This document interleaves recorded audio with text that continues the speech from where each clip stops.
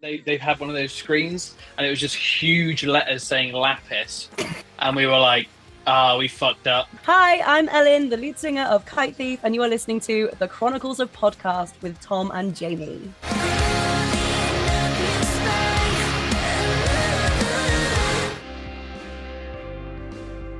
Hello world, Wednesday 13 here. Hey, this is Tom Stain. Hello everybody, I'm Ronnie Ledrew. Yes, my friends, my name's John Mahon. What's going on, everybody? It's Tom. And it's Jamie. Welcome to the Chronicles of Podcast.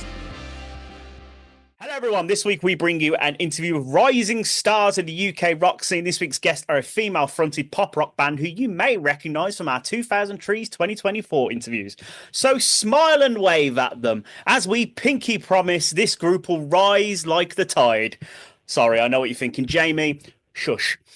They join us to talk all about their latest single, Bite, and much more. Ladies and gentlemen, nays and names, put your hands together as we don't bring you Judge Judy or the Executioner. We bring you Max, Elin, and Josh for the Chronicles of Kite Thief. That was incredible. Can we get a round of applause? Amazing. Thank you. Thank you. So good. Tom looks so disappointed in me. I'm not disappointed. It's like I appreciate the work you put into your pun-esque introductions, but you know, sometimes it's like, No, that was amazing. that must have taken some serious work. I'm really impressed with that. I was quite proud of that one. I was like, how can I get shushing? I was like, I know, I'll just tell myself to shut up, that'll do. That one didn't even click with me straight away. I said it and I was like, Another song. another one. Before we get cracking, how have all your personal Mondays been? Pretty chill. Yeah. We all been working from home today. We Yeah. have. So does that mean we've done minimal work? Yes. Yeah. I mean, Oh, no, to my no. It depends who watches this, Ellen. I work. I'm leaving. I'm leaving my place of work, so I don't care. Okay, I'm not. No, we all did loads of work today. That's what we did. I've been sat in this chair since 9 a.m. 8:59. Yeah. I only left my chair for 20 seconds and then came straight back and did more work because, you know. I just love the company. I just love capitalism. I mean, then obviously must have fucking worn off by now. What, Surely, working from of working from home, yeah. Or capitalism. Oh, What? no, Work from home. I love it. No, I love it My- because I do what I want. Like I'll do like a bit of work and then today I did a bit of work and then went for a run. Oh, And then I was like, I'll come back and I'll make some lunch. And then I did a bit more work and then I put a wash on. It's great. I had the Yeah. opportunity to work from home for 2 weeks in the last 2 weeks. I'm genuinely sure that I'm not the same person anymore. It drove me crazy. Really? I maybe went outside 4 times just to go to the shop every other day. That's your fault. I feel like. Yeah, I feel that like is you totally could my have fault. done something about that. You could have gone, I'm gonna go yeah. outside. Definitely. Yeah, but then I've also just got a new sofa, so I was like, gotta okay. wear it in. Yeah. Yeah. Gotta get your groove in your side of the sofa. It makes sense. Yeah, oh yeah. Who's sofa today? It's left corner tonight. Yeah. Love it. So I never got to work from home. I can't work from home in my job, so I never got any of that luxury over COVID or anything. So It is a Yeah, luxury. all of my jobs before this one, I couldn't work from home, so I'm like lapping it up and posting social media content at the same time while I'm like, yes, would you like to withdraw from your pension? Absolutely. Riff. Story. riff. Changing the whole Shout music, that. yeah. For the office. Would you prefer to hear something I'm a just bit going to more put you on upbeat? hold. Excuse me while I put you on hold and play you our brand new single. Thank you. That's actually a really good marketing idea. I wonder if we can get in touch with the companies that do the hold music because I'm Yeah, I'm sure Gerald, who's like 87, would love to hear that on a finance company phone line.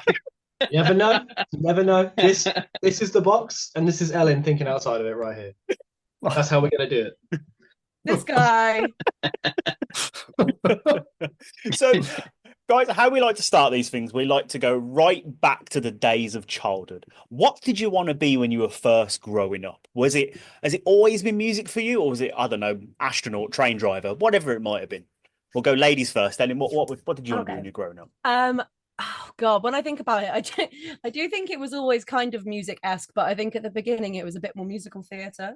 I think I always wanted to be like, when I was like 9, I saw Cats, the musical live, and then I was just like, I'm gonna be in Cats, and I bought the soundtrack and would just flip around in my living room. I can't dance. I mean, I can bop. You would flip around in your living room. I would just be like pretending, you know how the cats dance in Cats? Yeah. It's like, Yeah. you know. For the listeners, I'm gyrating. Yeah. But And his yeah, mum just walked in and she's doing backflips off the sofa like, I'm a cat. Yeah, I think I always wanted to do something like that, and I always went to theatre school. I think I debated being a fire person for like a whole 5 minutes. I was like, that would be sick, and then I was like, I probably can't do that. Cats, firefighter. Yeah. I think I'd rather sit there on the sofa and lick myself. Yeah, that's what I chose. Here we are today. When you said you brought the soundtrack, I thought you were going to say, I saw the thing, I went out, I brought a cat costume, and I brought a soundtrack. I bought a cat. A real cat. That's me. That's weird. I didn't know that about you, Ellen. That's fun. Yeah, no, I don't think I ever had very big aspirations. I think I've always just been like, I'm going to sing and be on a stage. It's just changed in the way that, I guess, like the way I execute it has gone from like Mr. Mistopheles to I agree with me. I used to I wanted to drive ambulances when I was a kid, and then I learned that they actually have to like do the helping of people as well, and I was like, no. You're a bit squeamish, aren't you? I just wanted to drive you it. ended up in one, and you were like, nah, not for me. I did, yeah. Well, I'd been in a few, to be fair, but no, I wanted to drive them, but I didn't want to like have to, you know, like treat people with wounds. You didn't want to help people. No. And then I was all set on joining the army and becoming an engineer. And then I started learning guitar, and I was like, well, that's just way better. Yeah, to be fair. So that's pretty much riffs. Yeah. That's literally what happened. And then I, you know, literally the whole path from there went to uni to do music instead of, you know, whatever an engineer does. I don't know. Engineering. Build shit. I don't know. Repair you shit. can fix a bike. You could fix geopolitics. I heard. What about you, Max? So like my dad was self-employed glass and glazer, and like when I was a kid, I idolized my dad. So like I was, when I was like in primary school, I was like, oh, I'm gonna do what dad does and all of that, because a lot of my mates, their dads were tradies as well, so it's the same thing. And then when I was like 12 or 13, I think I went out and helped him on a job and hated it because it was windy and rainy, and my dad was like shouting at me, being like, oh, you're fucking doing it, I'm doing it. And I was like, oh. And then I really got into football, and like running and all of the like athletics and all that stuff. And got actually to quite a high level in football. So for a long time, I thought I was going to be like a professional footballer. I was playing for Torquay United and all of that. But at the same time, I was thinking, this is like secondary school. I was like really getting into music. Like my dad had got me into music from an early age, and he was in a touring band when he was younger and all that. So music's always been like really ingrained in me. But like guitar playing kind of took off when I was probably like 13, 14, after I'd been at work with my dad. I was like, and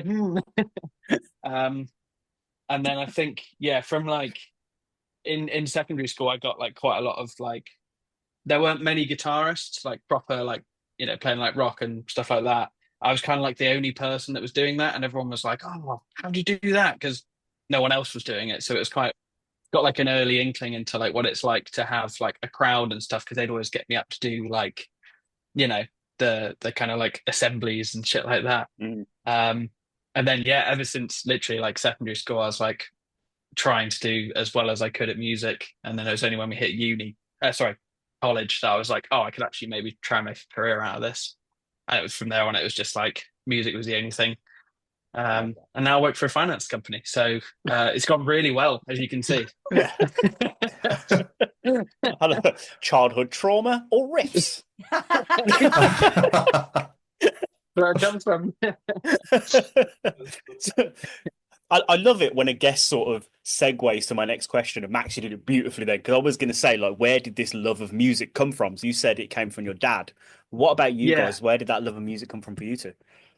My family are really like baffled by me because none of them seem to be musical. But I like caveat childhood trauma. I only know my mum's side, so but none of them are like. I mean, a couple of them I think actually can sing, whether they'd like to admit it or not. I'm like, you can hear it, but none of them are really that musical. They have all had like my mum's very academic, but she always brought me up with a lot of like Dolly Parton and Destiny's Child, or like some like different kind of rock bands, I guess, like Snow Patrol and stuff. So kind of more like I like to call it mum rock just to take the piss, but it's I saw Snow Patrol at Glastonbury this year and they were mint. So like I think there was a wide range of music being played all the time. I have no idea where I got it from. My mum maybe thinks my great granddad he seems to be quite musical. He was a pianist and did all these other things. So yeah, I'm a bit of a rogue one, really,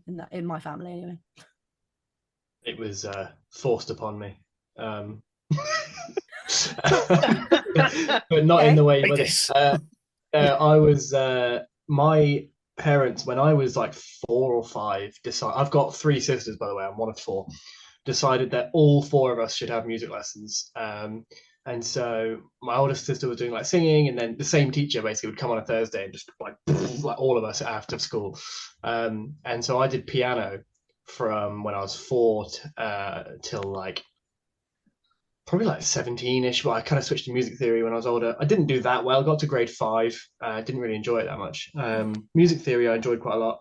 And then, but my parents had always listened to like quite good music around me, like Dire Straits quite a lot, Queen, stuff like that.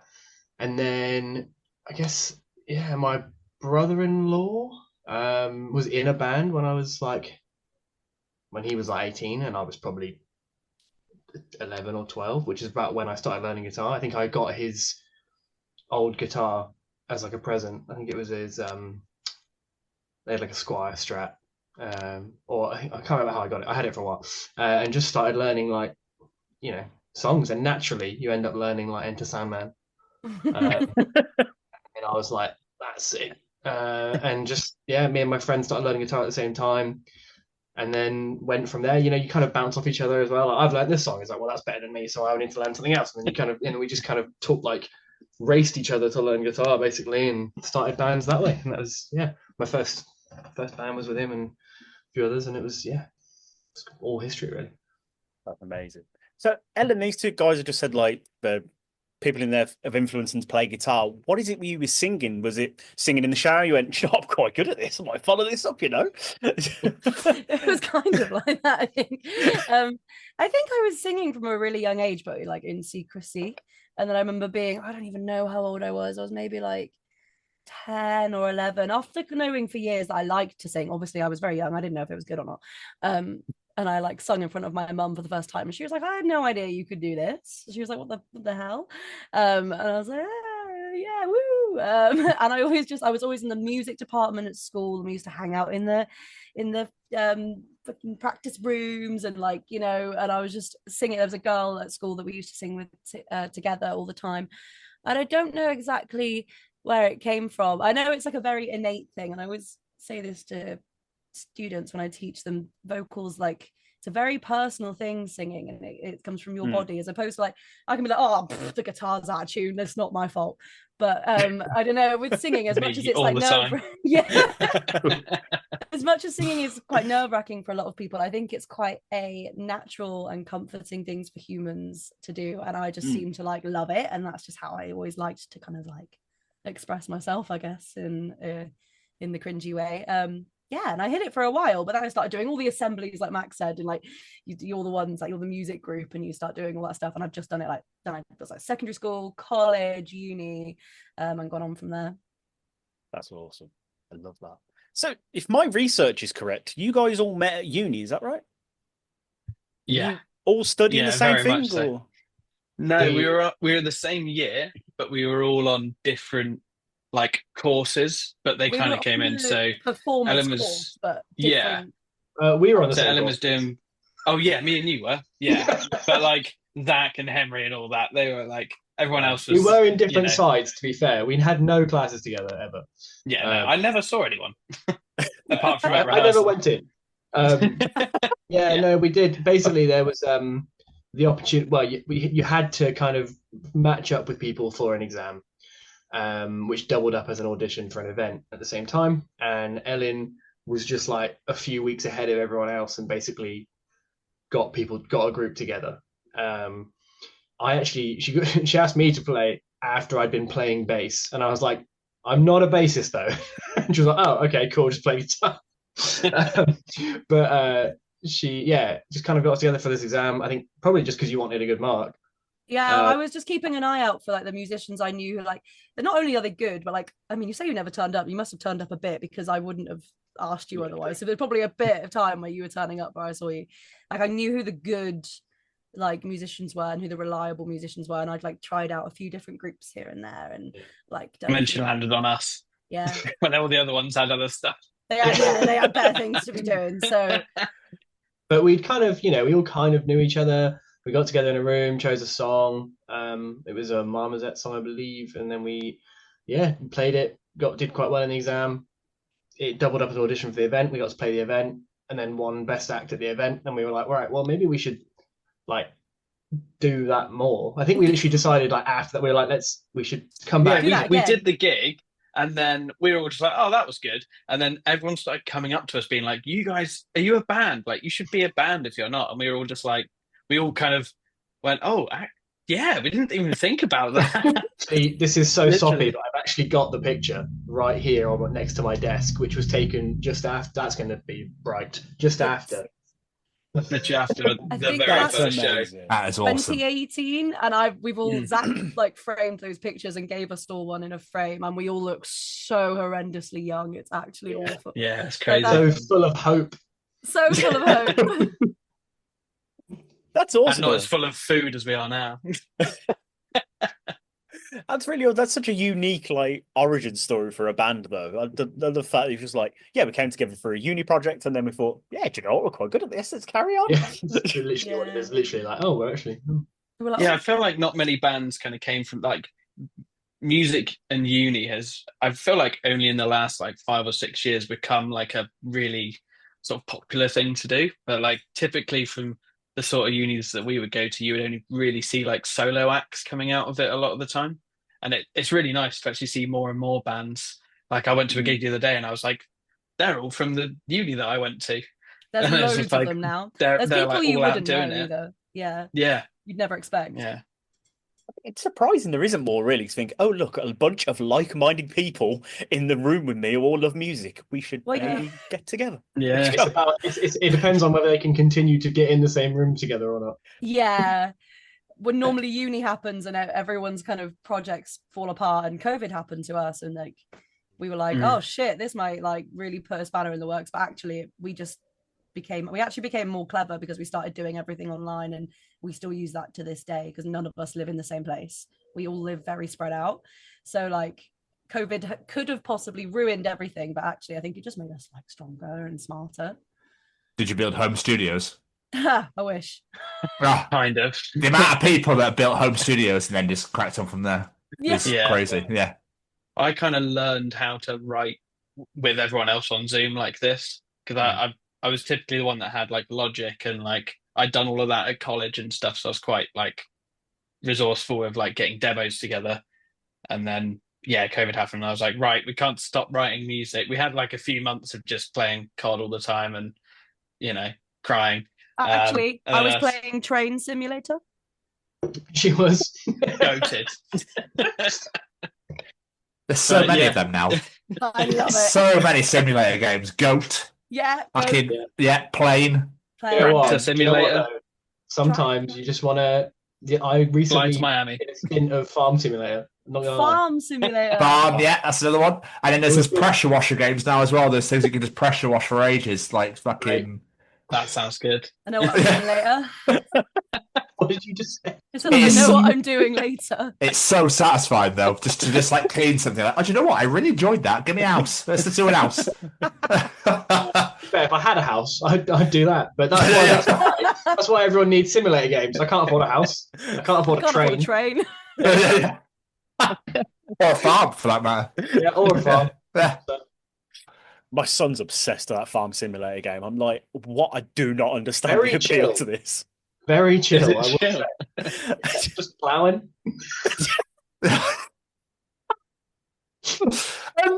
Hi, Josh. Are you coming to work anytime? It's been 2 weeks. Yeah, wait. It's got to feed me horses and I'll be there. I'll be there in a minute, ploughing. pal. Just ploughing. You saying it's just ploughing might be one of the most funniest things you've ever said. Yeah, clip that. Yeah. Hey, chat, clip that. Oh, So fucking hell. why Kite Thief? Where did the name? I love asking this question because I prefer to find out what the previous names were. And obviously, everyone asks this question, don't they? But how did you land on Kite Thief, or what came before? We were called Lapis.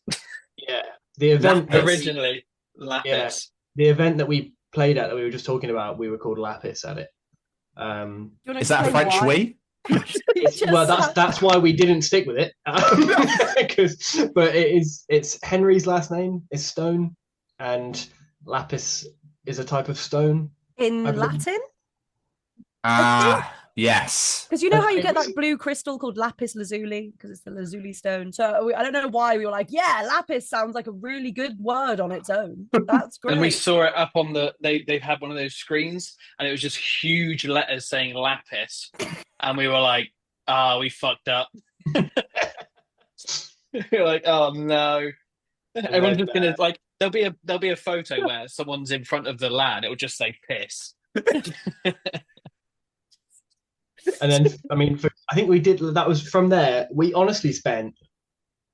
Well, there's a couple of different answers here. There is a couple of different answers. Tell them all. Tell us all. I'm intrigued. Okay. Generally, when people ask, we'll just say, insert band member's name who's not in the interview had a phase. So here I'd be like, well, Zach had a phase. That's all we'll talk about. And that would be all we'd tell you. That would be all I'd say, really. But there's a much longer explanation of how we settled the name. A much more boring explanation. Like a 3-hour meeting in an Itsu, which just took us ages, and we eventually got this name. But that's what I will say is, if you Google it, it's the first thing that comes up. Yeah, I was gonna say it's not, unless someone is really addicted to stealing kites. I imagine. Yeah. Everyone always goes, "Oh, after the book," and I'm like, "No, there is a Kite Runner." Get it right. No book here. I was gonna say I didn't know a book called Kite Thief. I was like, oh, what book's this? If you type in Kite Thief on YouTube and scroll far enough, it gets weird, man. Like really weird. But when we searched, there was nothing. So we were like, What were your findings, Max? Please indulge. No. No. Explore. Okay, I shall. So for those who don't know you, how would you describe the Kite Thief sound? I know it's a very broad question, but I think we've recently settled on like pop metal because it's like we're not metalcore, we're not like beat down hardcore, but we're also not just like rock or new metal, or do you know what I mean? Like we're not kind of like, I don't know. We've got poppy elements and then we've got really heavy metal elements. So we thought pop metal's quite a fun, but also I don't know. That's the best way I think we can describe it, other than like laser gun synth breakdown band with catchy chorus. That's pretty good. Whoa! Someone put that on a shirt. Yeah. Laser gun pop. Alex Holcomb. What did Alex Holcomb say on Radio 1 the other day? She said I was like, she really listened glad. to our new song and audibly gasped. Yes, but she also put the genre. What did she say? She was like, it's a little bit of Vukovi mixed with Poppy, Poppy. with a bit of Oh, Brat. she said Brat. Yes. And I was Yeah. like, that's what I want. That she heard the song and heard exactly what I wanted it to give. So that made me really happy. I was like, I was listening to that, and my partner was there with me, and I was like Googling what because I thought Brat was a band. I had no inkling to think she was comparing us to Charlie XCX. I was like, who's Brat? And she was literally just like, are you serious? She was like, I don't even listen to Charlie XCX, and I know that. Mate, I'm with you all the way there. I don't know if it's like I don't know. I'm nearly 40, so when it gets to the thing now where people start trying, I'm like, I have no fucking clue what you just said. The most embarrassing thing is, I fucking love the Brat album. and you were like, oh, who is this Brat Yeah, she I'm like, speaks oh. of? Fucking kids. Yeah, 1 a.m. me was not switched on. So how did you go about finding your sound then? Because obviously you got together, you're doing a cover song for a uni project. How does that turn into the Kite Thief sound, if that makes sense? It's a very good question. Yeah, loads of 2 a.m. rehearsal room fucking around at the beginning. I think we did a lot of gelling in the first 3 years as a band. We kind of like mainlined getting loads of people take about sort of 3, 4, 5, 6 years to actually get to like where we got to in like the space of 2 or 3 years. Because we were rehearsing pretty much like 2 or 3 times a week, and we all lived near each other. We used to get like free access to rehearsal rooms through the uni, and people just never used it. So we would we'd be looking at it and be like, oh, it's free at like 11 till 3 a.m. Should we just go? And then we're like, yeah, all right, on the group chat, and then just go there and be there all night. And we wouldn't like. I think we very quickly. There's a couple of songs. One of them never came out.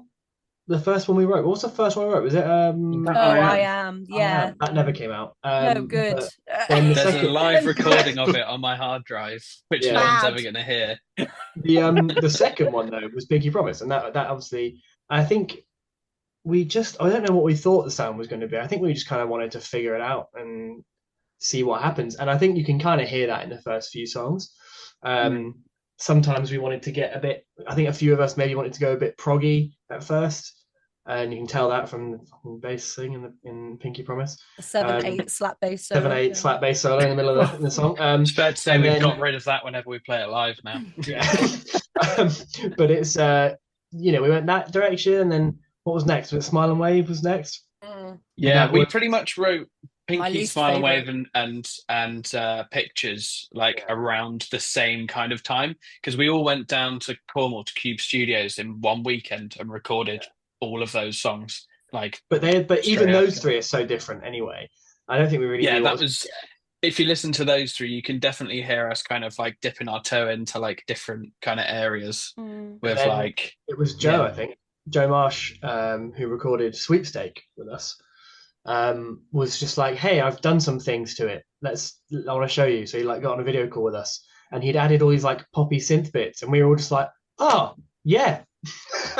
Yeah, all right, because none of us knew how to do any of that. We knew how to record a basic demo in Logic. I'd never messed with any synths, neither had Josh, and like we were literally just like super basic. And then we gave Joe the demo, and part of his process was to review the demo, and then he would set up a meeting like this and then show you what he's done, and he had it like all annotated and everything, and we were just like, holy shit, that's like brand new for us. I think from then we started like adding more and more. It changed our look on some of the demos we had at the time. So Allegedly was a demo at that point in time where we could never really get it to fit in, and then we added the like bam, bam, bam, bam, bam, bam, bam, bam, bam, bam on that like song, and then that makes the whole song different. That like completely changes the whole thing. And then so we just started adding more layers, and then with the EP we got John involved. Poltergeist is his band name now. Productions. Yeah. Previously, Poltergeist Super is Love. now his band. Yeah. No, his band. It was in Super Love at the time, and yeah, he just helped us like get way more savvy with the layers and the synths and stuff. And yeah, we sort of recorded that with Joe, and then yeah, just from there we just keep doing the same thing. And he came with us to Wales to work on Bite and another one, Another song. another song, and yeah, yeah. I mean, our process, to be honest, I think one thing we learned together at uni is to not be so precious about who who the song goes through, right? We do not care. Like it anyone can help us with it. It's fine. Like John now does helps us. He does equal, if not more, heavy lifting than us when it comes to helping us write the songs. And we've had input from people. We've had Dan from Skindred that helped us with the song once.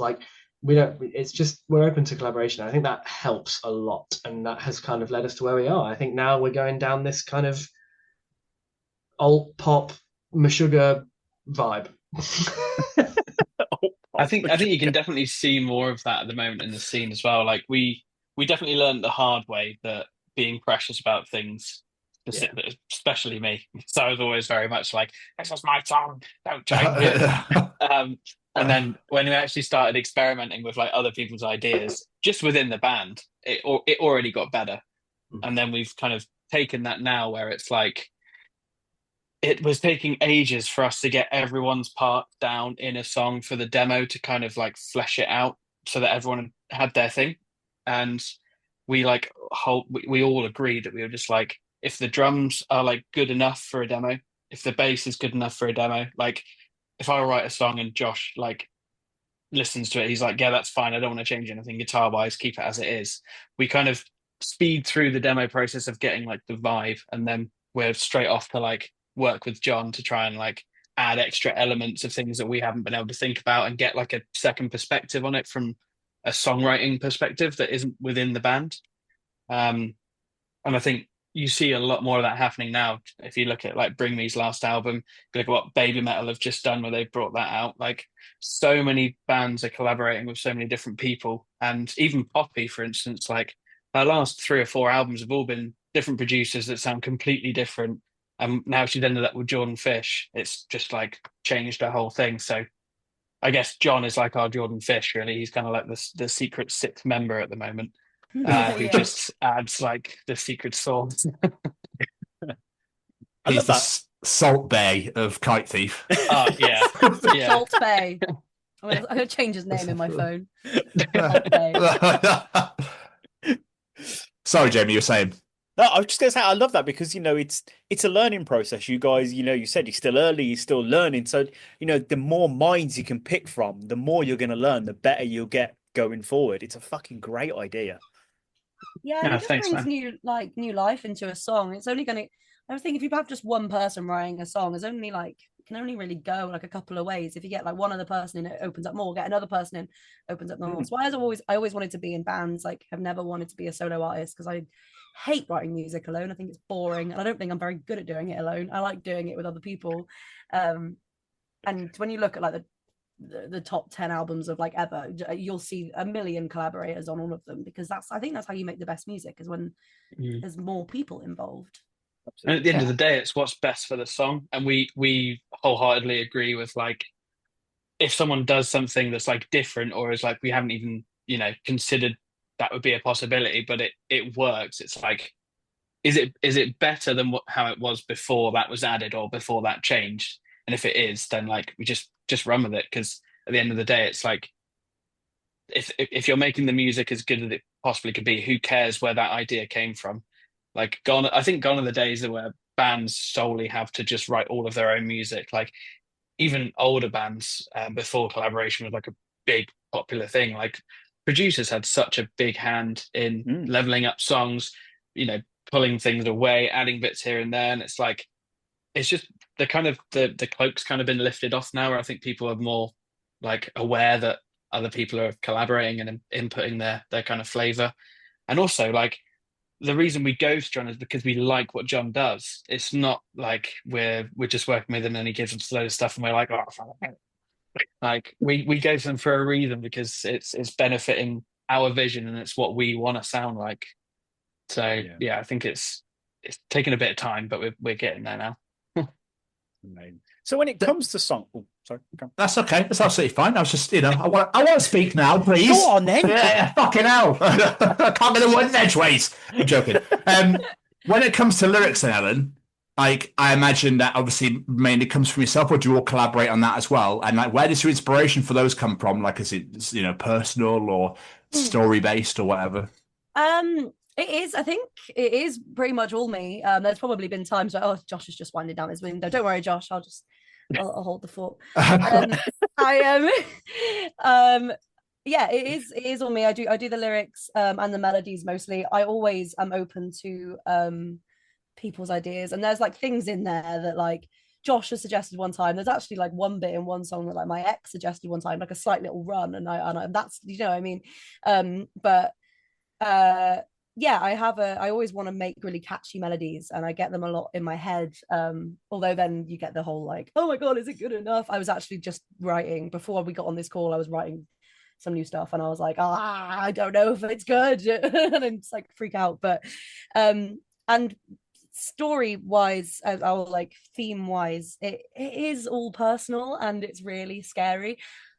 I struggle to write about anything that isn't personal, although I would like to challenge myself to do that more. And I've been thinking about it. How like Dolly Parton is like, again, I'm going back to Dolly, just love her, but like, when you look at her albums, like some of them are completely like fiction, but they're incredible storytelling, and I would love to challenge myself to do that a bit more. But yeah, I find it very I think it's a lot easier when it's personal stuff, but it's a lot scarier. So like it's like, oh, do I put that out there? Like even just showing the boys, I'll be like, do I even want to like open up this can of worms and like let them know the lyrics? And it took me a while to be comfortable with anyone seeing my lyrics. Even if the song was recorded, I wouldn't write them down. It was like I was like, you can figure it out for yourself. Like I don't want to. Yeah, it was a bit I think it's like you were like you were very much like scared to show your lyrics in the beginning, but now it's like we don't even sort of question like what the lyrics are about. It's more like questioning whether they make sense in the context of the song. So we kind of take it out of the whole like personal. We know it's going to be personal, but it's like, how do we like Ellen and I have often worked on like vocal stuff together where we'll like test out melodies and go like, does that word really fit there? Like, why don't we change that? And like, but does that affect like the story? And there's a lot of collaboration when Ellen brings it in, but 90% of the time it's great because she just writes amazing stuff. So half the time we're just like, oh, well, that song's finished. Let's just move on to the next. Like genuinely, honestly, it's crazy. It's like, and the more we work on something, the more we just go like, I think the original idea was just better. Like a lot of the time, a lot of our kind of instinctive, like especially with Ellen, her instinctive nature of like writing just benefits the songs so much. It changes a demo completely. It's really cool. It's really cool. We're very, very lucky. Oh, back to tears. It's fine. Ellen's getting totes emotion. Do you find it quite therapeutic then, writing lyrics like this? Is it gets things off your heart, get off your head, off your heart, whatever? Oh yeah, 100%. I think, and I've thought this to myself before, there's like things that have happened throughout my life that I actually don't think I never fully process them until one, I've written the song and then I've released a song. But actually, every time then I do that song live, I'm then processing it. And it's almost like my own kind of little, I don't know, my own little kind of therapy. Like there'll be like some songs from early in the beginning that probably would have like made me choke up to sing because they would have been about like difficult things. And when that goes away, or at least isn't as strong, I feel I feel like I've kind of overcome it a bit more. And it also is a good way of helping me figure out what I am feeling. I have to like think about it. I'm like, what am I trying to portray? And then I've actually got to go into it and like think about it. So I think it's definitely a processing way, but it's never fully processed until I've done it live, like at least, I don't even know, 15, 20 times or something like that. Yeah, very therapeutic. It's important as well. Ambivalent was pretty much like a really emotional EP for especially Ellen and myself, because like it's really funny. We got the Tide and Judy like written musically, and then Elin went through a really turbulent like breakup, came over to mine when I was living with my ex.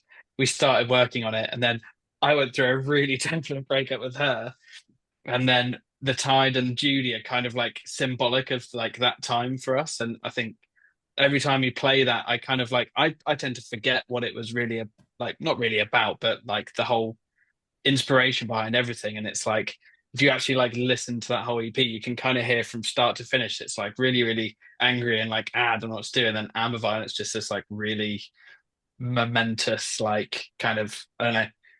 Yeah, there's definitely a lot of emotion attached to that. It's almost like a little diary, isn't it? Yeah, it is. Yeah. Yeah. It's kind of embarrassing though, because you like look back on it and you go, oh, why did I put that in there?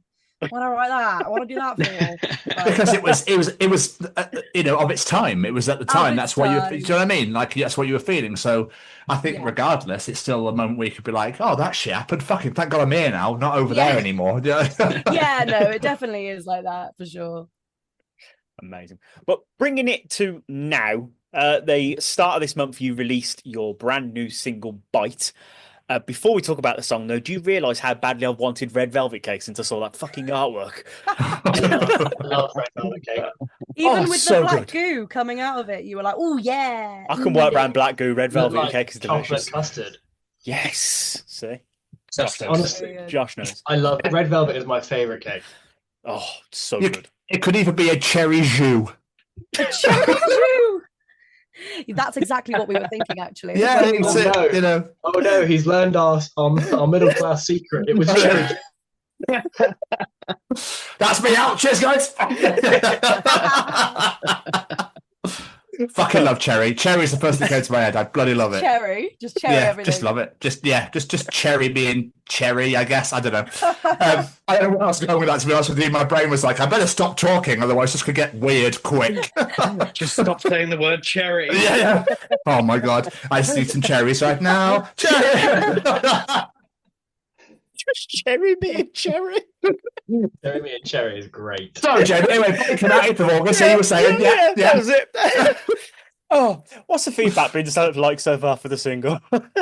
Oh yeah, it's been amazing. It's been the best release we've ever had, easily. And I'm like very like not surprised because I believed in it so much. But I'm very happy that like my I don't know, my manifestations worked, I guess, because I think the song's like my favorite one we've ever written. We spent so much time and money and like effort doing so many things to really up it, and it's so far anyway it's really paid off. Like it's the first time we were on Radio 1 with Nels with Nels, but it's the first time we were on Alex Holcomb's show, which has been a goal for us for a while. And like the streams keep going up and people are posting about it and talking about it, and everyone's like, it's in my head, I can't get it out. I'm like, yes. I had someone at baby work plan. message me today who like I didn't even knows the band. He was like, oh, I've got Bite on repeat. I was like, what? You're an IT guy? What? Like, You've made it, Max. You fucking made it now. I've spoken to him like 5 times. And he was like, yeah, I love it. I was like, thanks. But yeah, it's definitely been the best reception that we've had so far, I think, anyway. I mean, I think the numbers are showing already that it's like we're going in the right direction, which is good. Yeah. Yeah, I mean, we didn't release music for 20 months. Well, 20. not our own. We did Arrows Fly, but other than that, we didn't release a Kite Thief owned song for 20 months, which is kind of insane. I don't really know what happened. We did the EP and we were like, that's done. And then we just we played more shows last year than I think we'd played in the 6 years before that. It was like a really busy live year for us. And on these tours, we kept talking about there's a vlog of us in Birmingham, January last year, and we were talking about, oh yeah, let's release 2 singles, and then we'll do a bigger project after that. And that didn't happen all year, and now we've just released a single. So it's a long time coming. The songs changed a lot from when we were talking about then, obviously. In fact, we've played it live a couple of times, and it changed after that. We played another song live a couple of times, and that song is unrecognizable now. It's I don't know why we didn't release music, but it's gone well. It's gone better. We are poor. We are Yeah, a there is small that. band and we are poor. We spent a lot of time gigging, which was amazing. Yeah, we toured the hell out last year. We We toured didn't have any time to write. No, we didn't have any time to do anything else other than be in a van, sleep, get up, getting back in van. Yeah, maybe we need to learn to do that both, was great, but we need to learn to do both. But get a yeah, tour and bus. it's also kind of the financial aspects of all of it is like always comes into play when you're a small like DIY band. But it's received well. It's received well, and hopefully we can do more. I love the idea of be like, hold on, we're actually all together. We can't write music like this. Wait till we get home. We're on Zoom, and then we'll start writing. Sorted. Genuinely, if we were in a room and someone was like, write a song, I'd be like, how? I'm not in my safe space. I'm busy ploughing right now. Do you mind?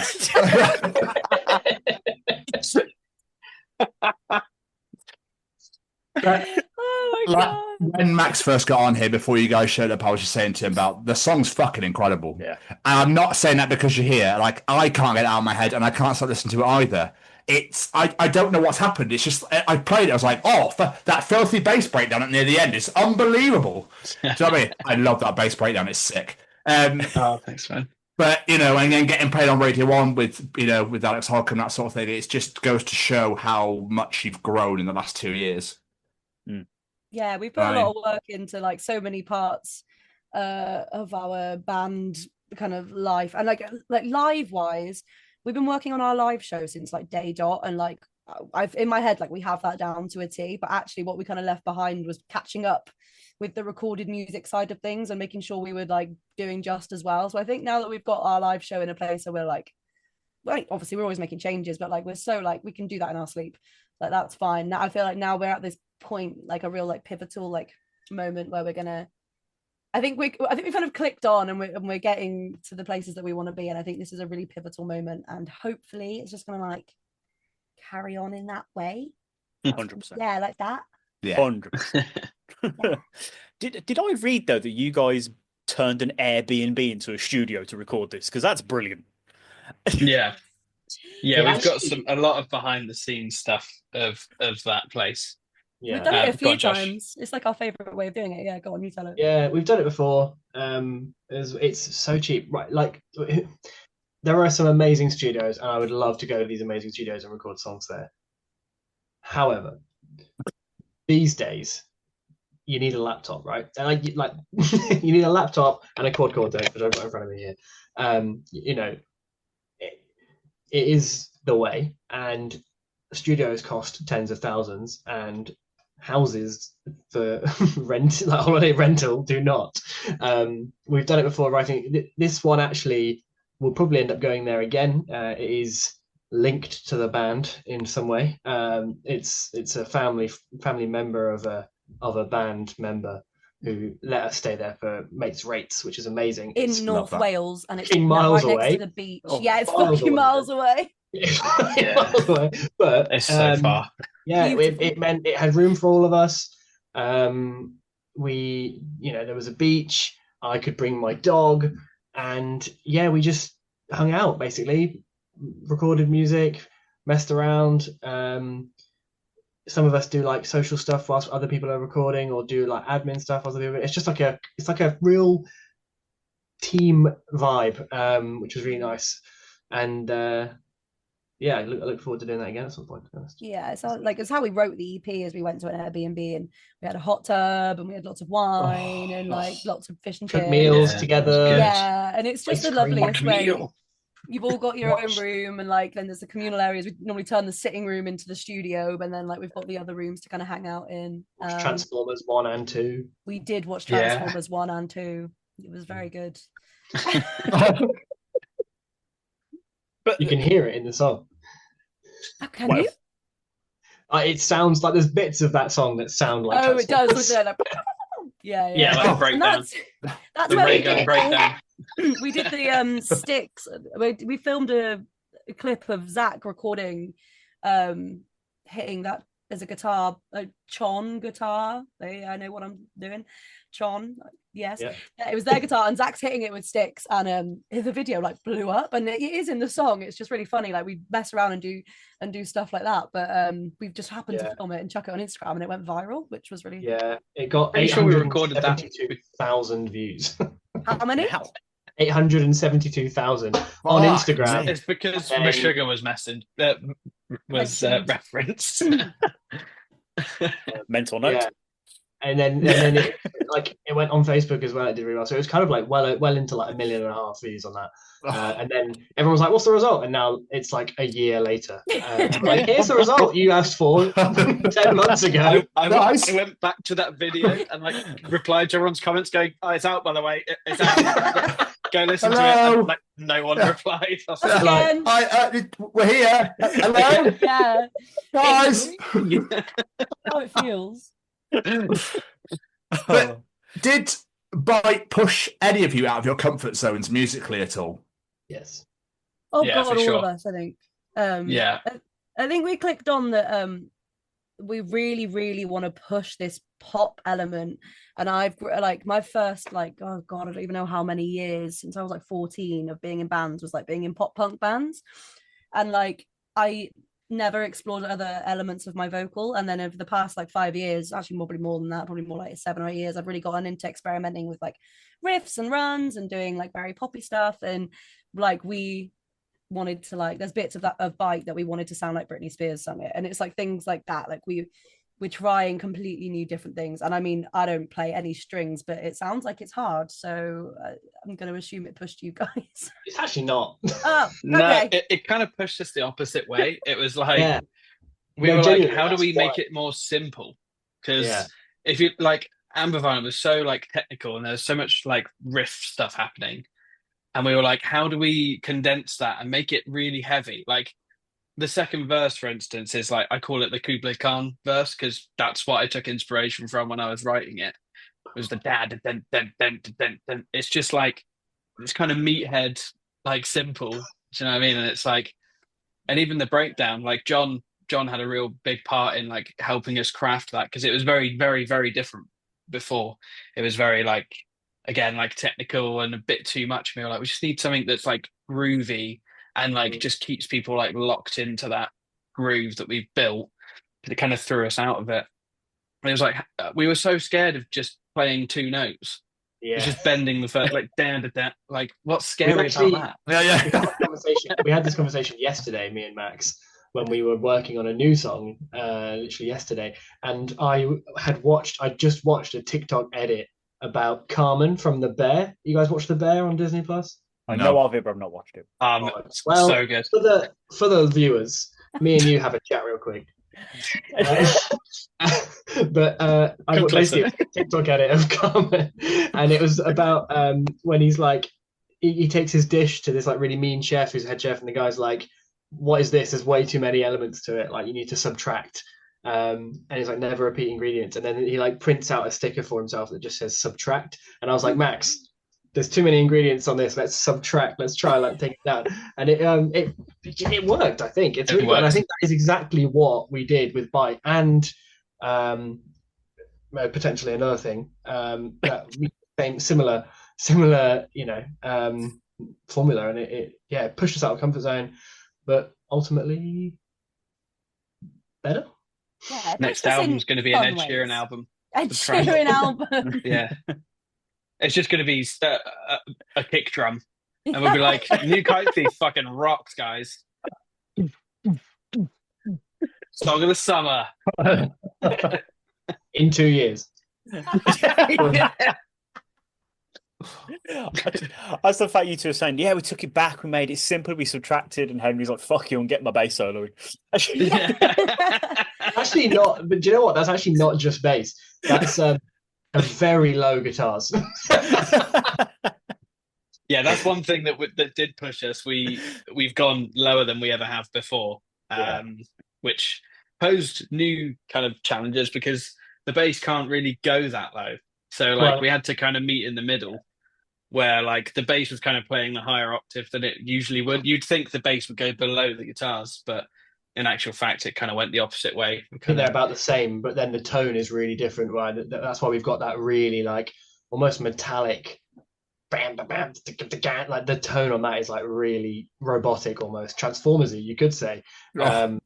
And I think it does sound all very bassy, but it is actually some pretty gnarly guitars going on as well. It's gorgeous. I fucking love that bit. Thanks, man. Could say it's more than meets the eye. Hey. I've disappointed him again. You can tell you're a dad because the dad jokes are just coming. I'm so here for it. But obviously, I know Josh, you said like super secret. We've done something. We can't talk about it. But I was going to say, is there more stuff on the way? Another EP, potentially an album? But I'm guessing it's a book. Shutting the fuck up at the moment. It's a book. It's a book and a nude calendar of just Zach. Yeah. On the beach in Wales. That's why we went because he's 6'6", you can't see his head in any of them. It's just it's just his body and a snare over his. Does he know these photos were taken? Just out of interest. No, GDPR reasons. He doesn't know they've been taken. Well, apart from the fact it's now on this recording, so yeah, we know. Surprise! There's like it would have been a waste of money if we'd gone and recorded one, right? But and we've played it live. There's another song that we have recorded. It will come out at some point, and it is similar, I think, in vibes because we did it at the same time. It's also got some extra stuff in there that pushed us out of our comfort zones, especially myself. We'll see. We currently do not have any plans for a bigger piece of work. Okay. Yeah, we don't know yet. These, like we said before, like we were always planning on doing 2, and then kind of being like, what should we do now? And that the next one, I think, is I would argue is probably more different than anything we've done before than Bite is. Bite's already another step. Yeah. But the next one, which will come out by the end of this year, so you've got that to look forward to, is definitely something very different. And we've just been writing nonstop since, and we're trying to just keep, like you said earlier about finding our sound. Like I actually don't even know if we fully found our sound until Bite. Like I think like even the EP before that, there's elements of like things that we would have done different, or maybe things that we wouldn't do now. And I think that with the next kind of couple of songs, so Bite and the to be named, she has a name. I'm just not going to tell her her name yet.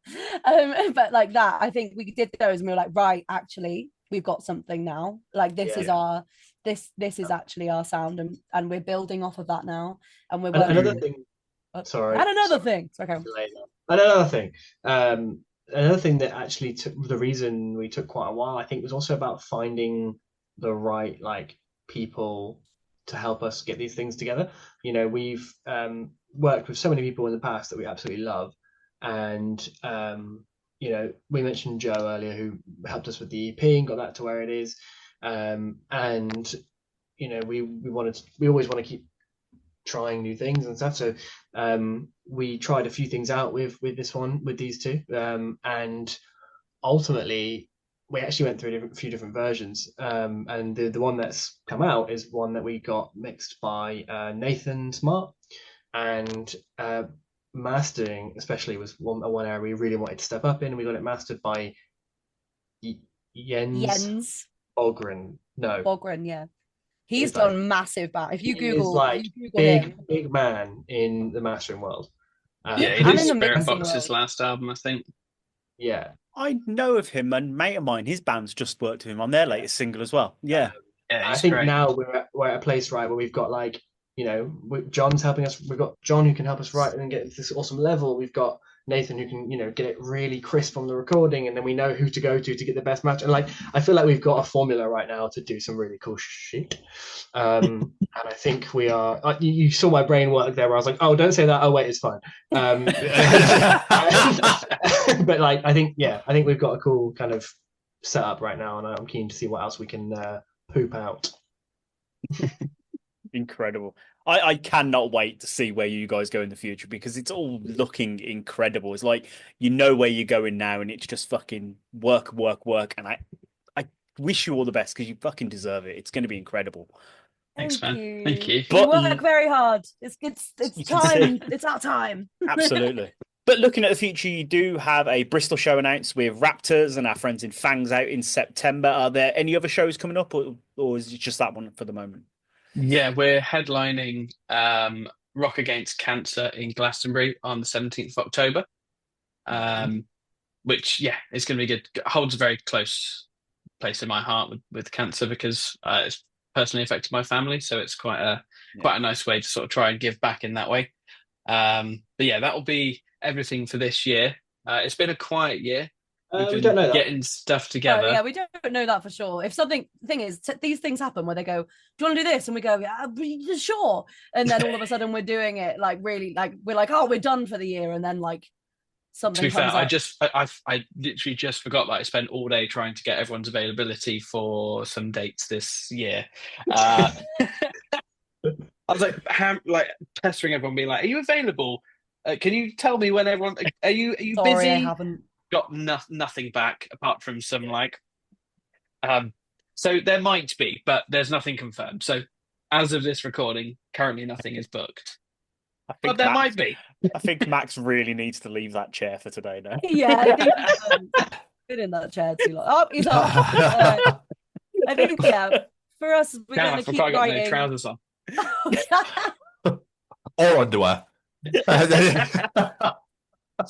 Just a tie. It's just Winnie the Pooh in it. Got a snare drum for some reason.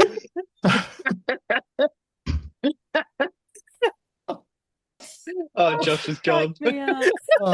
I was so excited when we got told that you guys wanted to do this. I was like, these guys were the best at trees. I was like, we're going to have a great time. And we have had a great time. Good. I genuinely have watched that interview so many times. I love it. It's so funny. I just sit there and laugh at it. Like, that's really funny. Thanks, right? That sounded genuine. Hilarious.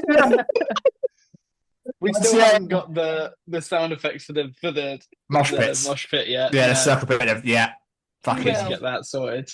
That'll be unreal. I'm trying to make a plan to come and see you on the 19th because I want to come to the Raptor show, so I want to be down in Bristol. Amazing. So I'll just scream at you for no reason. Yeah. That would be amazing. Yeah, exchange. Hell yeah. That is that's not a massive room. That's going to be a sweaty show.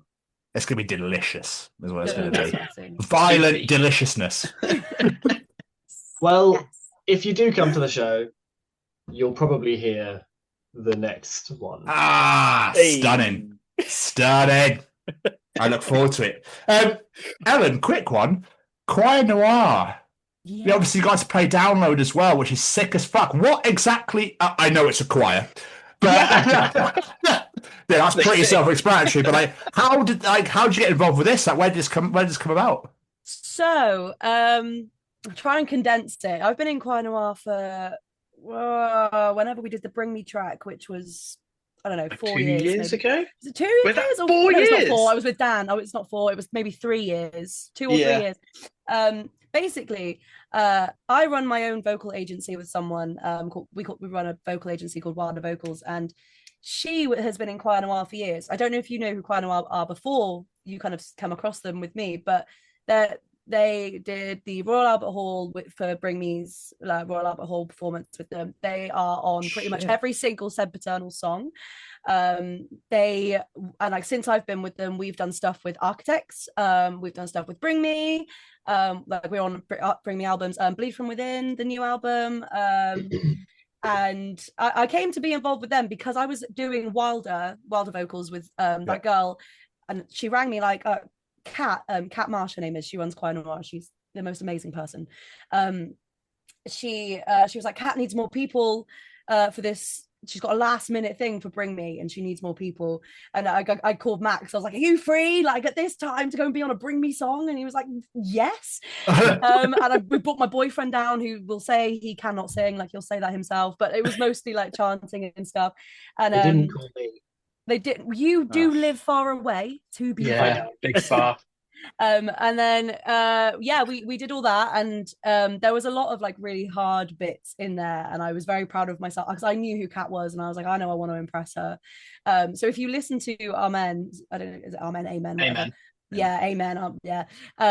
There's loads of bits that you won't know they're there unless you won't like hear them unless you know, but there's like bits where you can hear like choral like falling from da da da da like that, and I had to hit like a high like C, like a C6 or something, and I did that over and over again, just me and Kat, because no one else could do it. And I think she was like I need you in the choir, and I was like yes. Win. Yes. And I've been working with them ever since. Our first like we've always done stuff with artists. We've done live stuff with artists, we've done obviously collaborations on their studio albums, but our first choir noir show was last October, and we had to put it together in 3 weeks, and it was at Wembley Arena, supporting Black Veil Brides and Creeper. And it was like we got the call, and we were like, yeah, we can put together a live set in 3 weeks, that's fine. And we rehearsed pretty much every single day. I had to like get some of my students in from my my Wilder Vocals thing, and I had to like train them up, and I was like bringing them to Wembley. Oh my god, I think I definitely had a bit of a nervous breakdown afterwards because I was a really stressful few weeks.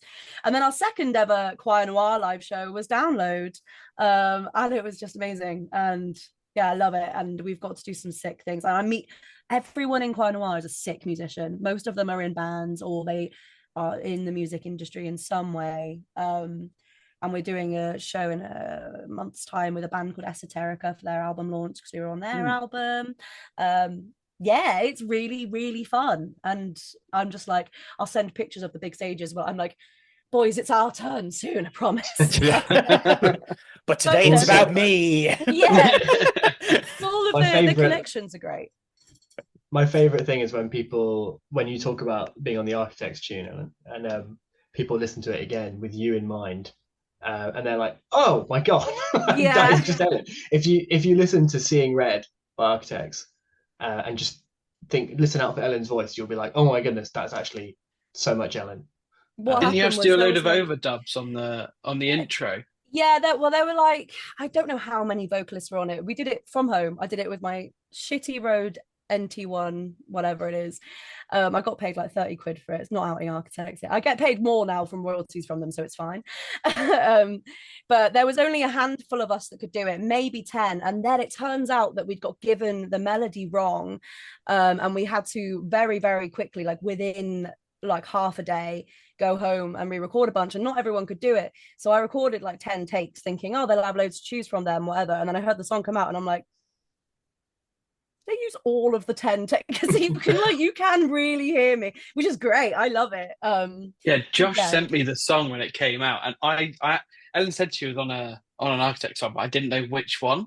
And like it came out, and Josh sent it to me, and I was like, that sounds like Elin. And he was like, fucking yeah, it's her. And I was like, oh shit. It was also really fun to be like, Josh, I know the secret song of your favorite band that's going to come out, and like, because I like was like getting the behind the scenes like listen, and I know Josh loves Architects, and I was like sending him little clips like, this bit's really cool, I shouldn't send you this, but it's really cool. Me and Max has got an Architects tattoo on his arm.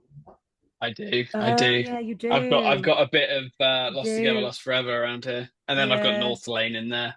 North Lane, yeah, North Lane. Yeah, Choir Noir is great, and it's it works well with band stuff, and I've met great people through it, and like connections through it, and like yeah, it's amazing. It's an amazing thing to be in. I'm very, very grateful. Absolutely amazing. Like I said earlier, I cannot wait to see where you guys are going in the future. It's so fucking exciting.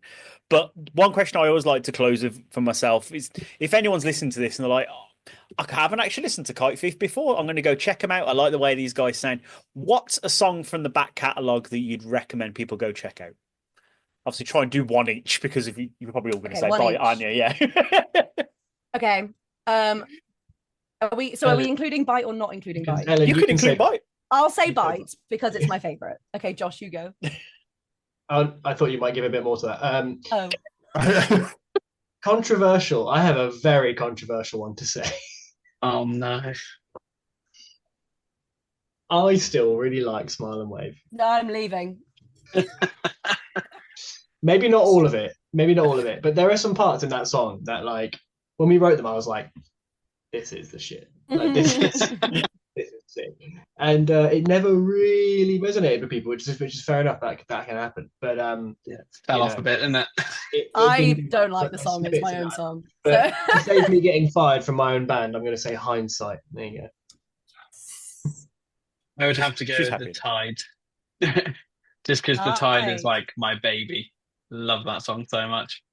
So yeah, I feel like that's a good representation of us at like discovery mode. You know what I mean? Trying lots of different stuff. Yeah. And it's got a nice breakdown in there. Yeah. Yeah. Very proud of that one. Incredible.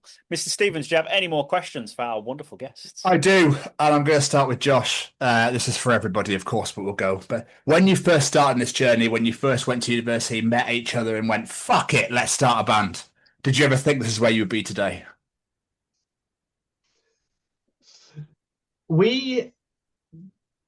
I know what's coming. I don't know if you do.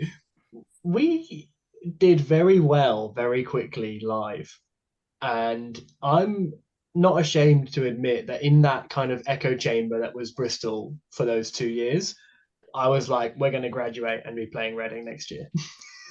Love that. High aspirations. I love it. I know. Cool. And then, to be fair, COVID did happen as well, but obviously that would have never happened anyway. But it was like, I saw us pretty quickly. I was like, this could go pretty far. And now looking back at what it was then, I'm like, fucking idiot. Obviously, but like, yeah, you know what? I thought we'd be doing pretty. I thought it could work. Not in like an arrogant way. I just, you can tell. I think when something feels more promising. So, yeah. But you believed in it and you had the confidence in it. It's not an arrogant thing at all. Yeah. It'd be shit if in a band you went, yeah, we'll do all right. Yeah. Might play a few local shows here and there. Honestly, I think most people do. Like a lot of people, are like, yeah, whatever. They're very like blasé about it. Whereas I just, that's this. There's no alternative really in my mind. It's like it's going to happen at some point. Just a matter of when. Yeah, 100%. Adam? Yeah, exactly the same. I think we all felt that it clicked, and that we were working with people maybe for the first time in our lives, even though we've been doing music for so long, that were equally as hardworking and passionate. And I think, yeah, I was always like, this is gonna go somewhere. I guess I didn't know what it looked like. And I feel like now we're at that point that I was always kind of striving to get to. I feel like, right, we're getting to that point now. This is the beginning of a lot for us, I think.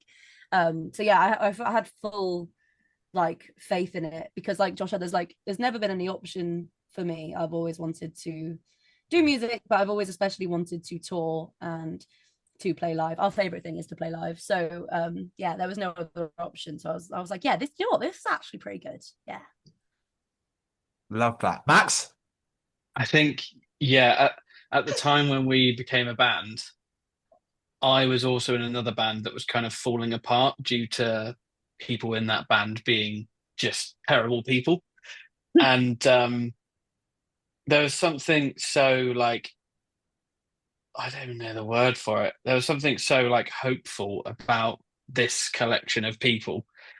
And I think similarly to what Josh was saying, it was like when we went on stage, especially back in those old days, like the early days of the band, it was just like electric.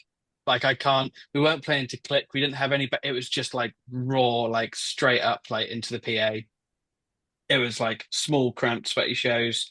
And every single gig, we played it as if it was going to be our last. Like we put everything into it. We like killed ourselves being like overly like headbanging till our heads nearly like necks nearly snapped. And like, we were all just like giving everything we absolutely could.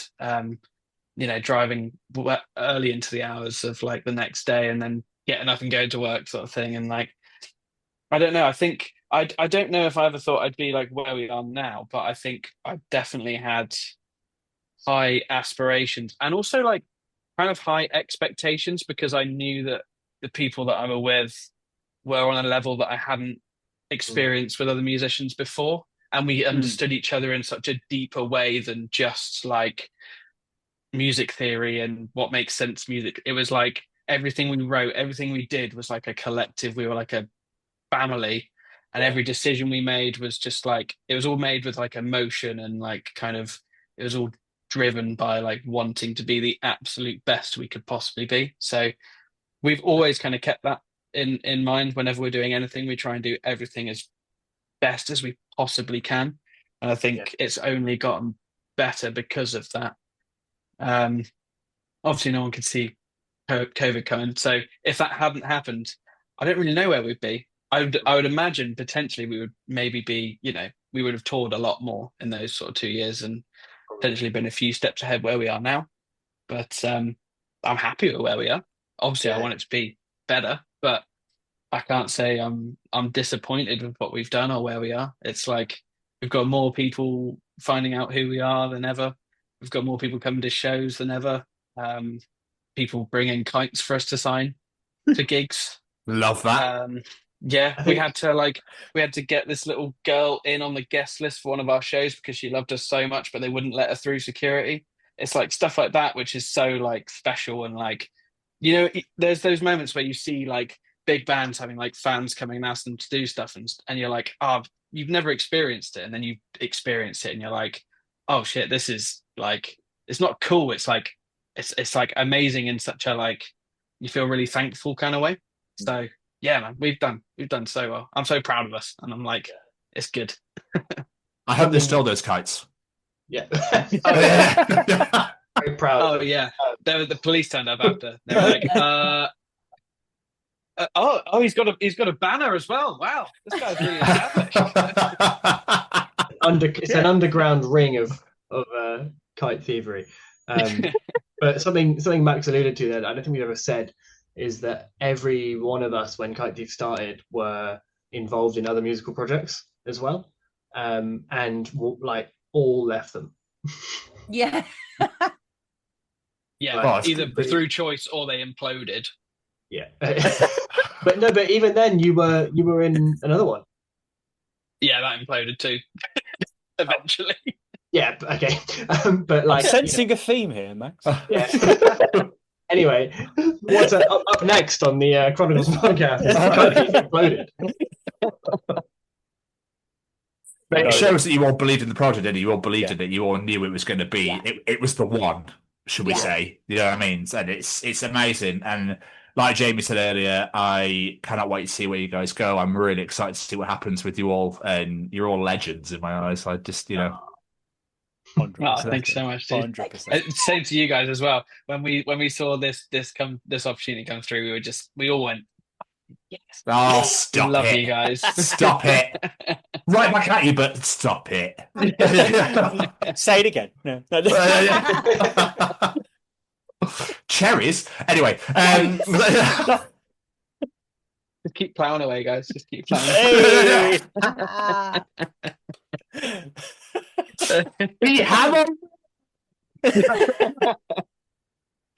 Before we let you guys get out of it, plug social media's websites. Where can people find you out in the world?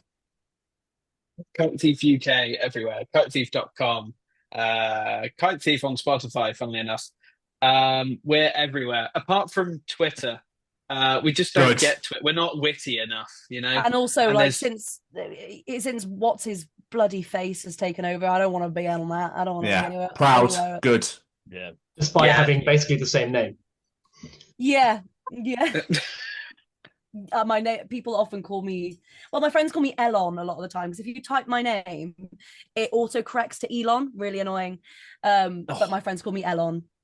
So Elon. No Elon over here. They just call you Alan. Yeah, we call you Alan. Yeah, get all that. But yeah, Kite Thief everywhere. Kite Thief. Or Kite Thief UK. You're not going to find anything else. It'll only be Kite Thief because that's the genius of the name. Kite Thief everywhere. Guys, thank you so much for taking the time out chatting to us this evening. I know you've been sat at them desks for a very fucking long time, so it's really appreciated. Thank you so much for having us. Honestly, it's always such a laugh. I love it. Absolutely, so much fun. And like we said, we cannot wait to see where you guys go because it's going to be to the moon. Yeah. Oh, thanks, guys. Love the moon. What the fuck did you want to look up with that? It's party time. Moon party. Wait, where is that? Where is that? It's Not gonna find, well, it's if you've got a Mac, it's only on Mac. Oh, yeah, I know. You do What's like the other some. one? Is it? Does this You go one? like that. Mine, I'm not having. There's a few sad ones as well. Do like this. Yeah. Um, Why is Rainy day. Doesn't work for me. I'm too happy. yeah. There's too much love in that room. Oh. Oh. He starts laughing and it starts raining. What the fuck? Thank you so much, all three of you. It's an absolute pleasure to catch up with you all again. Hopefully we can do this again in person or something, and just, take the podcasting world by storm, and you take it, obviously, musically by storm. It's great. We love it. We'll see you in September. Yes. We might see you at the gig. Yes. I'm gonna. I live near London now, but I'm endeavouring to get as far over there as I can to get over there. Where do you live? I live in Surrey. I live in Camberley. Oh, I'm in Kingston. Where's that? Oh. I've been here like 6 weeks, so you're gonna have to forgive me. I was in London before. Surbiton, Kingston, Wimbledon, and then further. Yes. I know where that is. Yeah, Kingston upon Thames. Yeah. Kingston. Yeah. I know where that is. On Thames, not upon, under, or underneath. It's on Thames. On Thames. In it or over it. Oh, you guys could just meet up and do little, We'll do our own podcast, bro. And, yeah, fuck it. Yeah, let's do it. I'm down. That's great. I'm running out of careers now. I'm miles away. I'm in Birmingham. I'm away from all of this. So. Your accent came out so strongly then. I'm in Birmingham. Guys, I'm actually in Birmingham. Don't you fucking start having a flow. Sorry. Okay, I'll leave. Get the Brummy. Anyway, have a lovely evening. Take care of yourselves. See you all soon. Bye-bye. Bye-bye. Hey everyone, welcome to the edition of the Chronicles of Podcast. It's the Chronicles of Kite Thief. Yeah. I hope you've all been out stealing your kites. Come on, show hands. Who's been doing it? Come on. No, I'm joking. I hope you enjoyed the interview. It's fucking amazing. We absolutely love Kite Thief, and we enjoyed talking about 2000 Trees last year, and to have them on properly to talk about their brand new single Bite. Hopefully you've streamed that or played the shit out of it right about now, because if you haven't, I'm gonna come and hunt you down and find you and make you listen to it. So it's really good. Didn't know where I was going, did you? But still, we're back. I fell down the biggest, I wouldn't say I fell down the rabbit hole. Last week, we discussed World Cup, non-sporting events that should have a World Cup. Yes. And then all of my social media decided to show me stuff that is a competition that's not a sport. Of course, because, Jamie Westwood. Yes. We loved it. Welcome to the Bed Making Championships.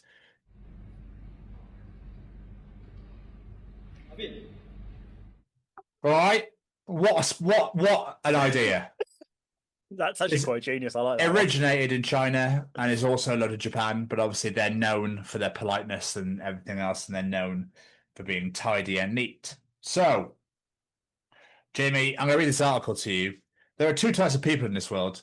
People who dread waking up in the morning and making their bed, so they often resort to arranging their bedding in an attempt to improve its appearance. Like I do, I just tend to throw it over and go, that'll do.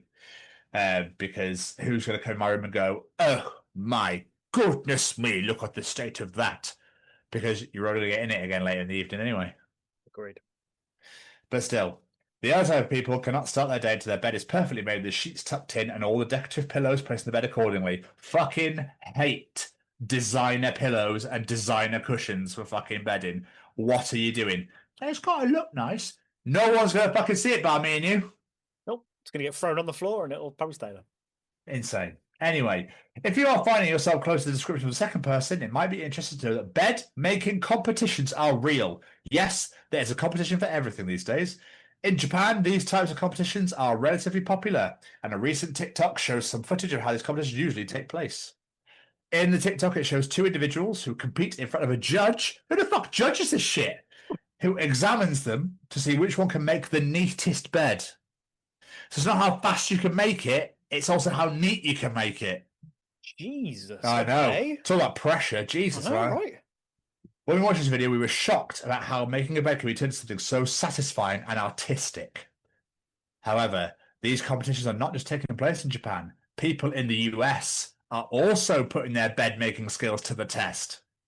For instance, in Tulsa, Oklahoma, to celebrate International Housekeeping Week. What the fuck is wrong with us?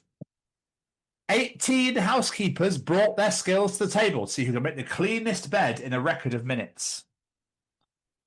Judges at the competition grade each of the contestants on various aspects, such as how perfect the bed was made, if the pillows were placed correctly. How do you place a pillow correctly? It goes at the top. Well, yeah.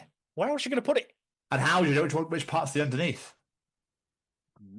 Yeah. Big questions. I'd be fucked to this.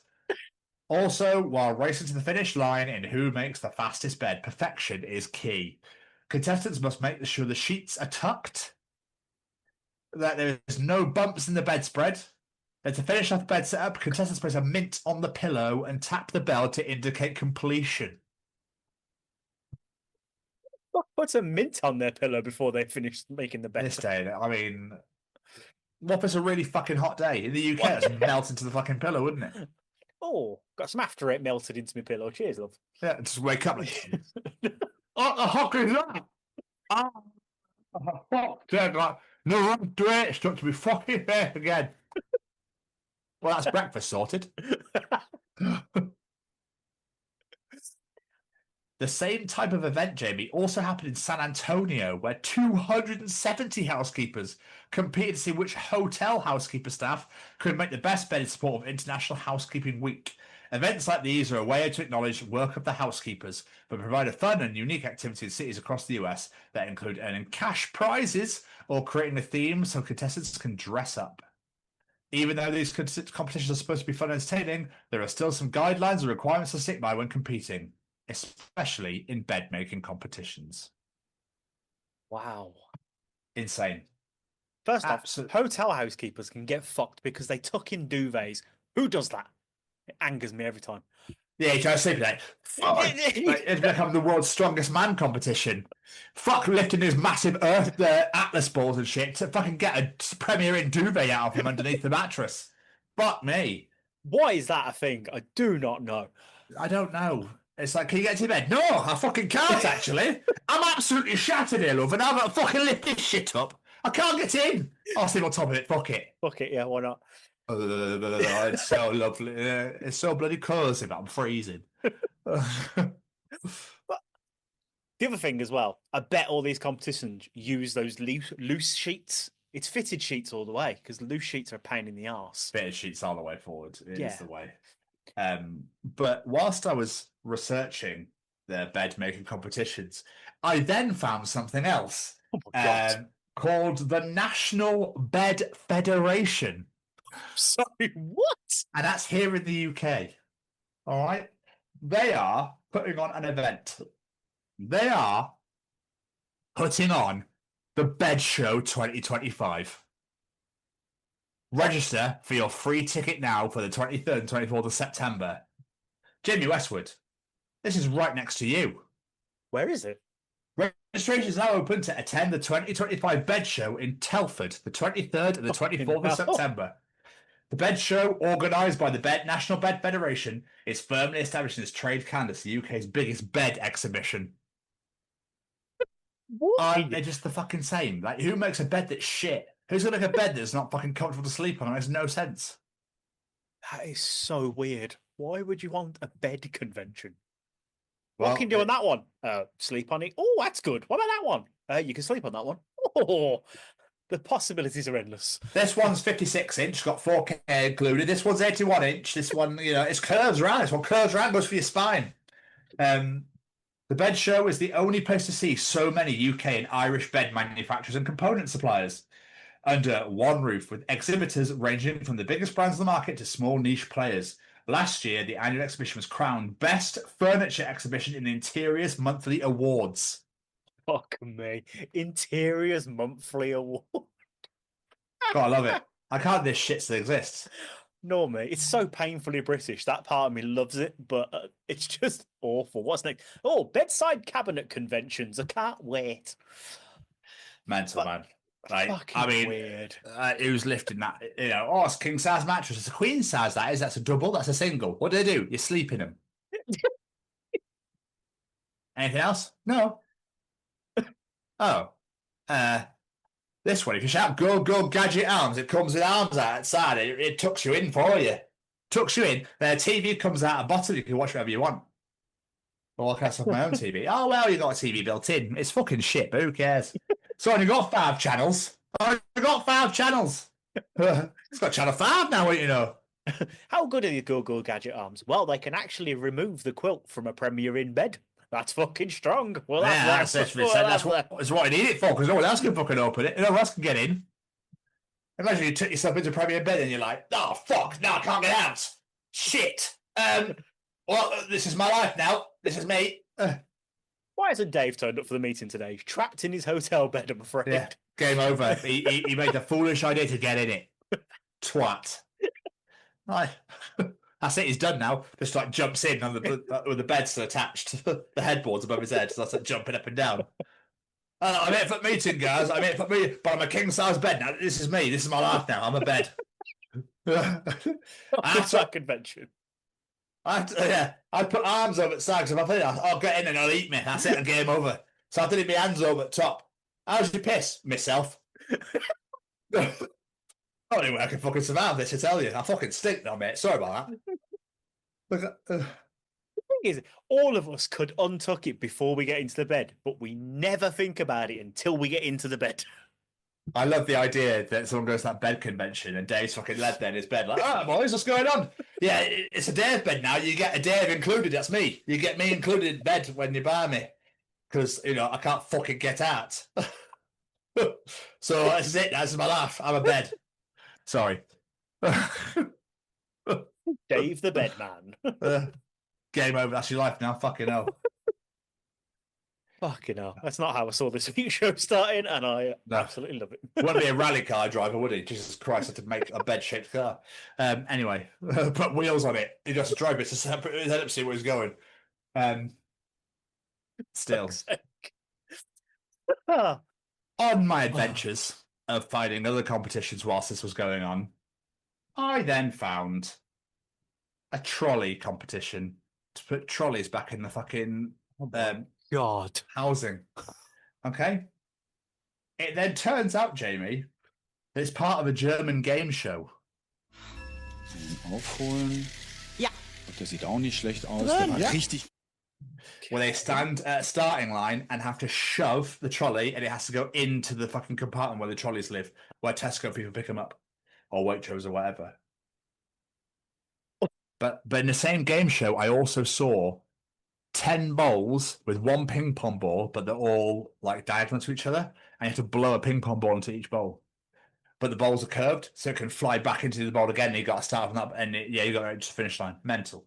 Anyway, this says for the non-Germans here, this is a game show where contestants compete in unusual challenges against each other.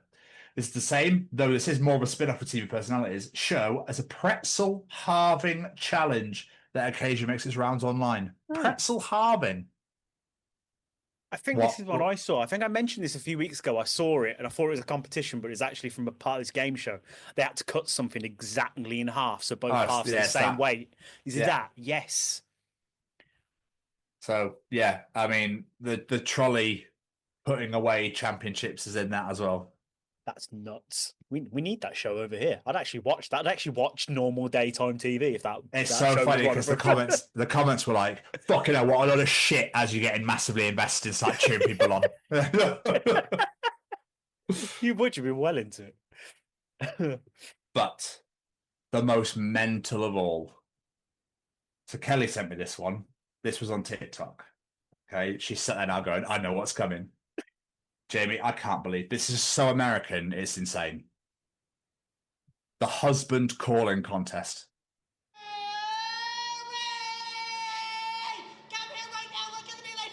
What? The husband calling contest at the Iowa State Fair. This has been going on for over 40 years. What? Yeah. David? That. That's literally it. Yeah. But now they're putting their own spin in it, aren't they? So some people are going like, like I'm making stupid noises and loads of bollocks. I think one plays a violin. What? Yeah, I know. What's the aim? How does this even work? I think they hope their husband hears them. What? Mummy, where's Daddy? That's a very good point, actually. Hang on, let me get my violin out. Right, okay. Stephen, where are you? Come on, Stephen. Mental. Fucking mental. For over 40 years, fairgoers in Des Moines, Iowa have had their ears graced with the careful art of competitive husband calling. And now Iowa State Fair tradition in which competitors get on stage and call out to their husbands, who may or may not be in the audience, in their own loud way. Other state fairs in Tennessee and Illinois have their own iterations of the contest, but the Iowa State Fair's versions reached unprecedented fame in January 2023, thanks to a viral TikTok video. But despite being famed for its wacky contest, the fair actually has more practical origins. It goes into the whole origin of it. I'm not going to bore you to fucking tears. Back in 1854, Mildred was shouting for her husband while he was milking cow. She couldn't fucking see him, and he couldn't fucking hear her because they were 96. That's probably where it's come from. Probably. We're all just deaf bastards as we get older, yeah. Start fucking calling people. How the fuck does that become a competition? That is ridiculous. I don't know what to tell you. That makes the seagull competition look normal. Yeah. Fucking say something. Yeah, it's just, do you know what else they do? Oh, God, there's more. They do instrument playing. Okay. So that could be anything, I guess. Yeah, I guess. Okay. Just go in there and fucking 7 strings out of some guttural breakdowns. That's a hog calling. Hog calling. Oh, Jesus Christ. That's the same as husband calling, but for a pig. Percy! Percy! Wipe your fucking feet when you walk in, you daft bastard.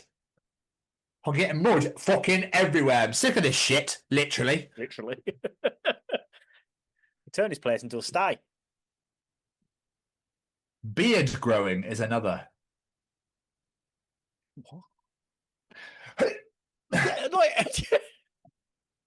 a minute. How do you judge that as an on-the-day competition? What? Where's fucking Play-Doh machine? Put it in Play-Doh machine. Fucking here we go. Have you tried pushing his head down and seeing if any more comes out? This one makes no sense. Cow chip throwing. Ship. Chip. Charlie Hotel India Papa. Cow chip? What the fuck's cow chip? I don't have a fucking clue, mate. I'm not from Iowa. I thought you said cow shit, and I was like, that can't be right. That's why I got to double check. Yeah, it's insane. Iowa's a weird place. I know It's they just- do cow tipping there as well, which is also a very weird phenomenon. But I just think it's insane. You know, all thanks to your fucking participation challenge last week, all of a sudden I got inundated with shit everywhere about competitions that aren't sports. It's ridiculous. Like Facebook and these sort of things, where their targeted post is getting scary. Yeah, there's adverts on people's pages now. Yeah, it's getting really scary. Like a friend of mine's just had some really bad health news. Had this in a conversation on Messenger, then went onto Facebook and it was offering like therapy and all this sort of stuff. I'm like, that's fucking creepy. I don't like it at all. Well, they've built AI into them, haven't they now? Meta, that sort of shit. So now it's built into that. So that's a part of Facebook. So now all of a sudden, everyone's going to know everything about us now. There's no way, unless you are off the grid completely, everyone's going to know everything. Yep, pretty much. It's quite scary. It's the world we live in, sadly. Yeah. The fucking world we live in. But still, James. But still. It's time for Callum's Streetchings. Do you want to know something? Callum will be able to tell you in Callum's Streetchings. Is cereal soup? Ooh. Callum is back to treat the world, the nation, the universe, and just pretty much anyone that'll listen, to be honest with you. As of course, this will be his last Streetchings for the next couple of weeks. As obviously, as I said, Jamie is away on a cruise next week. So we are having a week off. So and make the most of the show where you can. Obviously, there's all the Bloodstock interviews as well to enjoy whilst you're waiting for us to return. But still, Jamie, what is Callum teaching us this week? Superman must go to bed at night hearing the cries from people who need his help. That is brutal, isn't it? That is just like... I want this stop. Where's Professor X when you need to put that fucking helmet on? Oh, thank God I can't hear anything now. That's bloody beautiful, that is. Sleeping fucking, seconds after that. World gets blown up and he's fast asleep because he can't hear shit. He survived it anyway, so he's just completely fucking out of it. Yeah, he's just out of it in the middle of space, fucking with Dave next to him in the bed. Fucking hell, Superman, how'd you get in here? I can't get out! Even I'm not strong enough to get out of this. No one is strong enough to get out of a premiering made bed, mate. Nobody. No. It's the world's strongest item. It should be the final contest at the World's Strongest Man events. I swear down. Getting out of that. Fuck you! Vision of Eddie Hall like a fight in a blanket. And here we are, ladies and gentlemen, the final of the World's Strongest Man competitions. The premiere in bed. I know. I audibly heard all of your gasps. I heard it all. I know. This is the most devastating event we've ever had in our lives. No one has yet completed, and I don't think anybody ever will. And I have a lot of faith in these specimens and these athletes, but nobody could defeat the premiering made bed. It's true. Very true. It's unbeatable. If that turns into a villain, we're fucked. The world's over. Premiering made beds. Their housekeepers are the strongest people in the world. They've got to be. Yeah. To make that insane. I just don't get why they do it. But yeah. Superman. Premiering King Bed versus the Travelodge made bed. Fuck it. World. That's it. It's in the world. It's nuclear war. Up. Bed wars. Gosh, don't go outside. Premiering versus Travelodge. We can't deal with it. It's too risky. It's too risky. You need milk. You need milk to stay in the house. Go anywhere. I told you, don't fucking leave. Superman. Anyway, Superman. Yes. Yeah, hearing the cries and the screams of people, and all he wants to do is sleep. I mean, he would probably save them fast enough to be able to go back to bed in about 5 minutes. I would imagine. Makes you wonder now if he ever lied down, just went. I'll be honest, Lois. I just need to sleep tonight. They can all just go. I don't care. Let someone else deal with it. I imagine she has like no pelvis left. Probably not. No. One thrust kills her. I mean, oh fuck, not again. That's why he shacks up with Wonder Woman, because she's the only one that can fucking sleep with him. Hey Clark, have you seen Lois? Has she not turned up for work today? Yeah. There seems to be a weird Lois-shaped hole in your wall. What happened there? Oh no, she hasn't gone anywhere. Just mush. Dave's fucking crying because I was he's next to him. Fucking the bed's just too tightly made. What have I witnessed? Sorry, Dave, but I was stuck here with you, and I got so desperate. I just needed Lois, and I just killed her. And I didn't mean to. I don't know where I was going with that, to be honest with you. It got kind of weird, kind of quick. Really did. Dave, it's your turn now. The only way out of here is for me to ruin you. That's the only way we can get out of this bed. I'm going to turn you into a paste. One thrust and you're paste. That's how they make fucking sandwich bread now, isn't it? It's just mush human by Superman. Superman's ex-lovers. It's that weird fucking colour. It's a weird fucking skin-like human-made colour. Who the fuck has sandwich paste anyway? Beef paste. Who wants a pasted cow? Is chicken what? I think chicken's worse. Chicken, beef, and salmon are the usual three. It is the salmon's delicious, but it's absolutely gorgeous. This bloody hell, roasted over open fire, bit of garlic, bit of lime. Oh, bloody hell, delicious. You know what this needs? To be crushed with an inch its fucking life, so it turns into fucking paste. I can spread it on my sandwiches for some weird reason. That's what needs to happen. This fish, this whole big, huge fuck off creature that lives in the river. I want to smash it to an inch its fucking life. Call it smash salmon. Smash salmon. Put it in a fucking jar and sell it. Oh, have you ever seen like the vegetable sandwich fillers as well? It literally looks like vomit you'd find on the fucking Baby nightclub food. floor. Gross. Oh. Yeah. Oh, I really want crushed cow.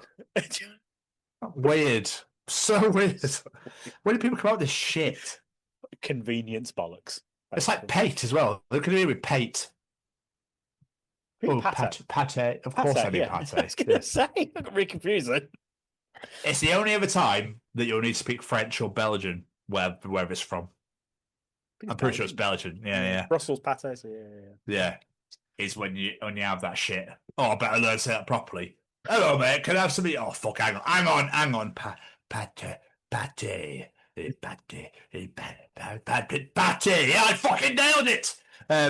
It's like pan au chocolate as well. Pan au chocolate, Like you can't say that normally. You've got to say it French. Hello. Hi, Gregs. Can I have some plain oat chocolate, please? Someone's done it. You can guarantee there's got to be some common guy that's done that. I want to feel its pain. Yes, Superman. Anyway, Superman, yes, yeah. I imagine he would probably save them really fucking quickly and go back to bed, no problem at all. Does he even sleep? Do superheroes? You never hear of superheroes sleeping, do you? Oh, you do with Batman occasionally, but not really. He's just a man. Yeah, he's not really. Batman has no power. No, he's a human. He That's normal. Which makes him more badass. He's like Daredevil. Yeah. Just a man. All the other DC people, yeah, they're all kind of superhuman in some way or the other. I can't believe they come up with any more fucking superheroes these days, to be honest with you. I don't know so how to many think of now. them, yeah. It's like, how can you think of something else? Just, I don't know. Anyway, Jamie, what else is Callum teaching us this week?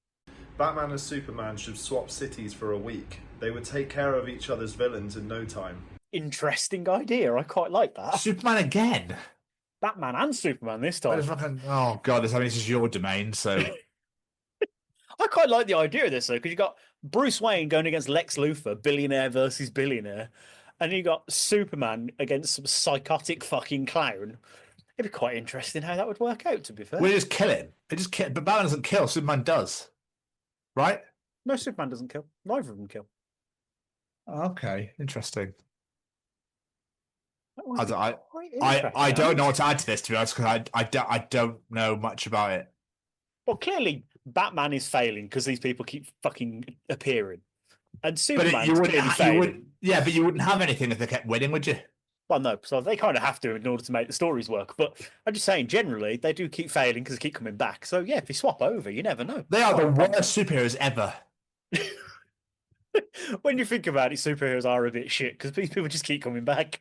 The Marvel ones, though, keep winning and they keep dying off. DC's don't. Well, yeah, if you look at it film-wise, yeah, they do seem to kill them more in the Marvel side. Yeah, they actually die. Whereas in DC, it's like Joker, I don't know, Joker or Riddler is on the cliff edge. I don't fucking know. They're at a point where they're about to die and they go, oh yeah, don't kill, do I? On you go. Enjoy your life, see you later. Don't be a bad boy anymore. Don't kill anymore. Don't be a prick, all right? Because I'll fucking I'll have you. I'll put you in jail. The thing is, if they did kill, the fans fucking moaned. Superman killed Zod in Man of Steel and everyone went mental. Like, yeah, but fans have said, you never will. No. Ever. You literally can't win. I'd love to be a storyteller because I would just fuck with everyone. Just change everything.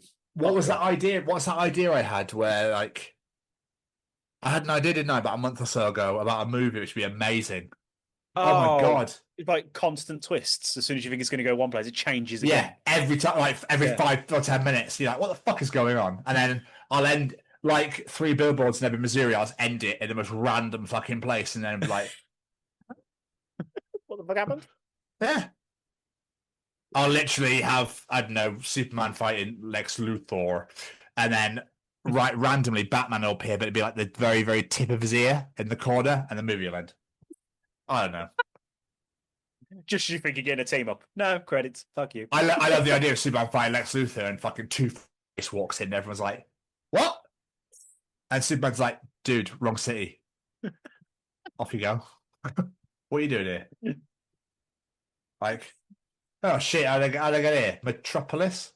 Hey, check you out. Like, oh, how the fuck did I get here then? Like, I've obviously been sent to the hospital down here because fucking Gotham A&E was full.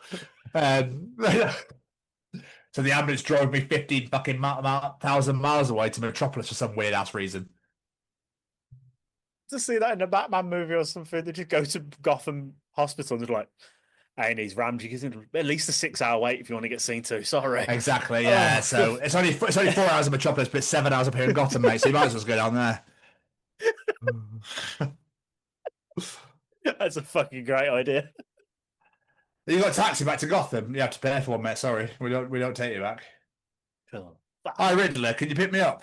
Yeah, I'm fucking stuck in Metropolis. Yeah, I'll see you in 5 days. Villain Network. Like, come pick us up, mate. Cheers. Yeah, please. You don't mind? That'd be amazing. And finally, Jamie, what is Callum teaching us this week?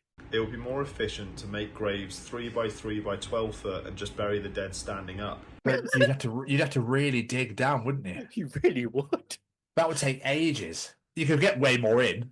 You could get more in. You could pack them like fucking sardines. What Stack a them all really one- morbid thought this is. Stack them all together. But you'd have to dig the whole earth up. It would just be... Yeah. It could be What? 6 feet down, wouldn't it? But don't they dig 6 feet down anyway? Yeah, so yes, we dig 12 foot because... Oh, yeah. I'm with you. Yeah. Sorry. Maths, Jamie. Yeah, I know. I just thought 6 foot as in the coffin length, not as in... Oh, I see. Yeah. I obviously forgot that you're from Birmingham. Yeah, 6 by 6 is fucking 8, Bob. Yeah, that's no joke I made. I shouldn't really rehash that. I'm just trying to think. Just I had a weird idea of the fact that all the coffins up and they fall like fucking dominoes. Ding, ding, ding, ding, ding, ding, ding. Whole earth starts shaking. I just can't imagine how a funeral would look doing that. Because Earthquake by the dead. Oh, fuck the earth. The fucking dead are playing dominoes again. Fuck's sake. Oh, grandma's being lowered. Straight vertically. Bye, love. Bye, lovely evening. I'll see you tomorrow. Do you want to come down for a cup of tea? Such a weird idea. Dave's there. Hello there, bye. It's fucking his coffin bed. They've had to create extra wide because of the fucking because he's death by premiering tucking. That's the name of this week's show. Death by premiering tucking. There we go. Done. I don't think you put death in a thing. Shit. Okay. I'll think of another way of wording it. Premiering versus Travelodge. I don't know. But yeah, I mean, I don't really want to add any more to that, to be honest with you. I don't think you can, really. No, to be quite honest. I do want to bring one thing up, though, since we're talking about death. I had the worst fucking morning this morning on my way to work. About 7:45 this morning, I was walking up the massive hill. I think it's Crawley Hill, I think it's called. And a cat got hit by a car. Oh, shit. And I saw it. I don't know if it's fighting for its life or spasm on the floor, and then nothing. Oh. And I ran up as a lady pulled over and a dustman pulled over. And I went down and I made a noise and it was just lead. And cars were driving around and it wasn't moving. And I was like, oh, fuck. This lady walks over, she's like, hello, sweetheart. I'm like, let's get this, and it was just staring at her. Oh. No movement, no, mate. It's the most heartbreaking thing I think I've ever seen in my life. Oh, the car that hit it fucked off. What a dickhead. So hopefully karma will come their way. But there's a Facebook group called Camberley Chat, because obviously I live in Camberley, and it was posted on there. And the owners were like, would you please PM me to the lady who took her to the vets. Sadly she didn't make it. It was really fucking sad, man. Really fucking sad. Yeah, it was not nice. It was not nice. Originally I thought, is it playing in the road? And then I realized what had just happened. Because I just had to look up as it was all like a blur, do you know what I mean? Because I was choosing what music to put on my phone. Awful. I should be paying more attention. Bless that little creature. Bless this little heart. But it's called Cassie, and it's a black and white tabby cat, and it was gorgeous. And I hope she's chasing all the mice and eating all the fish in kitty heaven right now. So that's horrible. Bless a little. Yeah, it was an awful way to start the morning. But yeah, I just thought because obviously Callum ended on death, I'll start with it. You know what I mean? So, how are you, James? How's things? I'm good. I'm pretty fucking tired. Obviously, I finished work yesterday morning at 6 o'clock, and I got home. I thought I'm gonna have like 4 hours sleep, something like that. Will set me all right because I don't want to sleep too long because then I ain't gonna sleep on the night. And I set my alarm an hour too early by accident, but I didn't realise that I got out of bed and I was dressed. I was like, "Fuck's that, I'm up now." So, but don't you just look and go, "Oh, what time is it? Why is it this time?" My alarm went off. I turned it off. I needed a piss, and then I had a piss, got clothes on, and grabbed my phone. Realised the time. I was like, "Come on!" Yeah. First thing I do is look. Oh, I was knackered. So today I've just been. I had such a lovely deep sleep last night, and then when I got woke up, I was just like, my body did not want to wake up, but I had to. So I was just like dozing off on the sofa half the day. I was so tired. That sounds amazing. But well, it would be nice. But every time I doze off, the kid would be like, "Dang!" I'm like, "Ah, well, yeah." But yeah, other than being tired, I'm pretty good. I'm pretty good. What about yourself? Yeah, I'm good, man. I'm also knackered, but more of a mentally tiredness than a physical. I did exams today again. They've released all my semester 2 exams. Obviously the trauma from this morning. Yeah, so mine's been more of a mental, like, because I've had to focus on my exams and concentrate on what I've been doing. I've been at work all day, and it's just a lot sometimes dealing with the public. I had a lady, and she was like, "Don't tell me you had that vaccine in 2020," and I was like, "Oh God, not one of you." So I was just like, yeah. Anyway, so this is what she asked me 3 times, and I just kept going. Anyway, so what you're after is this. I don't want to fucking speak to you about it, like, because you're clearly an anti-vaxxer. I'm not interested. No. And she went, "It's only a bit of flu." And I was like, "Anyway, so we just thought that maybe we could look at this." And then later on, she was like, "Sorry about all that huff and fuff," or whatever she said. And I was just like, "Yeah, don't worry." So anyway, your husband wants some glasses for. And I just completely kept ignoring it every time. Like, stop talking about it. What's that got to do with her glasses anyway? Because she was talking about how she left Specsavers because we were too busy cleaning everything, and she thought she felt like a fly. I was treated like a fly. Would you keep headbutting the window? Like, just smack you. Me. Is that what you're doing? Like, I don't know. It's just, we were just protecting you, is what we were doing. We didn't have a clue what it fucking was. Only a bit of flu. Silly, do you want to tell the 100,000 odd people that died? Do you want to tell them it was just a bit of flu? Do you want to just let them know that, bit of a sniffle? That's all it were. Well, I hope you haven't had vaccine. Well, I've had 3. But anyway, so looking at this, I could tell just fuck off. Does my head in. You still get it. People at work saying things like it, and I'm like, fuck off. Like, yeah. Oh, get over it. Anyway. But yeah, I'm good. I'm just mentally, I'm just a bit like gone. But still, what's been going on? What have I been doing? I've been on nights. Rihanna on nights. So sorry about that. I like working nights, so it's fine by me. Work the weekend. Fucking weird. I work the weekend on my own. It's great, to be fair. It's like no people, barely any people, no management in. I could just crack on. It's great. Wank. Although, yeah, so I do be on there. Although when I got in on Sunday, fucking dickheads who I work with decided to take loads of names off the rotor, and we're so sorry. You've had 2 people cancel their shifts. You've had 1 person go sick. You've got 1 person on call. Like, you've got like no staff in. We've done everything we can to get more in for you, trying to make me panic. And I was like, it is what it is, I'll deal with it. And then you just started typing the names back in. I was like, you fucking dickhead. Basically pranking me to try and make me think I had no staff, thinking I'd panic. But how hilarious! Like, oh wow, they didn't get the reaction they were expecting out of me, so I don't think they're very pleased. That's the most pathetic thing I've ever heard in my life. People die in your fucking hospital. Yeah, quite a lot. What we'll do is we'll make it think that it's not got anyone in. Look at that. Maybe grow up a little bit. I did say to him, "Oh well, things aren't getting done, so the morning team's getting a load left, including every Rosie." That's the term for body. Because I've only got 1 porter, I can't fucking do them. But there we are. What else? Wait to say that. We've got some bodies. We're meant to fucking do them. You know what I mean? Yeah. We've got plenty here to do. We got to start fucking here, working with A to Z.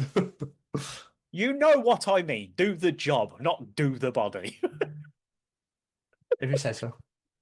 What else have I been doing? Mostly this week, I've been doing a metric fucking ton of editing. Getting all the Bloodstock stuff done. Berserk. Yeah. I impressed myself that day. Literally, I woke up. I can't remember what day it was now. Woke up at 1:30, started editing at 2:00, had a couple of breaks for food and stuff, and then finished at, what was it, 4:45 in the morning, getting everything done and uploaded. And this is like half of what we did last year. I know. I just wanted to get it all done. So I was just like, fuck it, I'm going to take this day out and I'm just going to go and get it all done. I want to be able to go away on Friday or Saturday with nothing to worry about. So I was like, right, let's just get it all done. And I did. And I was quite happy with myself. But I'm very tired. Tomorrow I'm going to see Harrison because it's his birthday. So happy 20th birthday, my boy. How the fuck is he 20? Because funny enough, Jamie, that's how age and time works. I know. Yeah. That's how age and time work. So next year he'll be 21, mate. Do you know why? Because he's 20 this year. Yes, I know. All right? It's weird as a parent when your kids get like Sam had his national insurance number come through the other day. It's so fucking odd to me. Oh, weird. The other day we went to the in-laws for a barbecue for my grandmother-in-law's birthday. And that's pretty much it in the doing side of things. Watching wise, I'm on night 1 of WrestleMania 37. I've never seen this WrestleMania. It's the first one after COVID. Never watched it. Is that the Sasha and I think it's Sasha and Bianca? Yeah, I think it's that one. Like I said, I don't know any of the matches apart from when they're happening. I go, oh, this is happening. I've never seen it before. It's all right.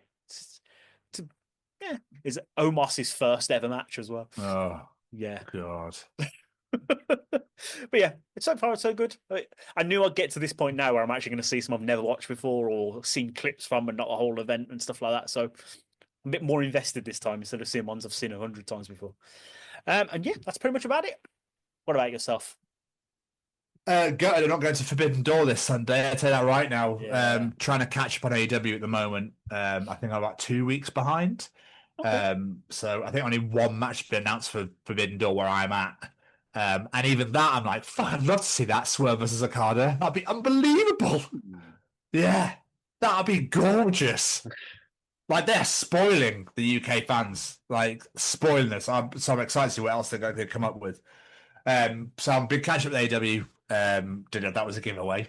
Obviously, we interviewed last night, which you've heard on this show this week. Right before you go away. I've been Rhiannon. I've been fucking doing Kelly's wallpapering. So she'd be pissing herself laughing right now. So you're going to talk about that? I was like, yeah, of course we're going to fucking talk about how stressed I got. Yes. So, dude, I'm not a DIYer. I'm not a wallpaperer. I've never done it in my life. But we lined and wallpapered her whole, one wall of her dining room and one wall of her hallway. Right? But her hallway's fucking long. And the dining room was a bastard. But still, we got there. We had to rip some down and leave it for a week. It was just a whole thing. But at one point, I got to the second to last bit of the hallway and we were so close to finishing. And I was scraping out the bubbles, as you do with the brush. And I was like, I am really enjoying as I put my thumb through the wallpaper. And I literally was like, I'm gonna fucking scream. Oh no! And I don't really get angry at anything ever. I get frustrated. And then she was like, "It's fine, it's fine. We'll just cover." So we covered it because luckily the bookcase was in the way anyway, so that's fine. And on the last strip, it's got a really weird, like very slight bit of wall where the join is of the ceiling. Oh, okay. And Kelly was like, I want the whole piece as one. I don't want it to look like we've cut one bit off. And I was like, okay, that's fine. She'll be laughing still. So I cut a bit of square out to like an L shape so it could just slot straight in. It slotted, but there's a bit too much there. I was like, I'll take a little bit off just to like it fits in. What did Tom do? Cut the minimalist of a gap. I was like, so I threw it down. I've had enough. I've had enough of this. I'm done. This is why you will find no wallpaper in this house because fuck that. I hate wallpaper. Anyway, we got it done. Bless her. She cut out the tiniest slither of the same bit and stuck it in behind so it looks like it's part of the wall. Nice. Genius.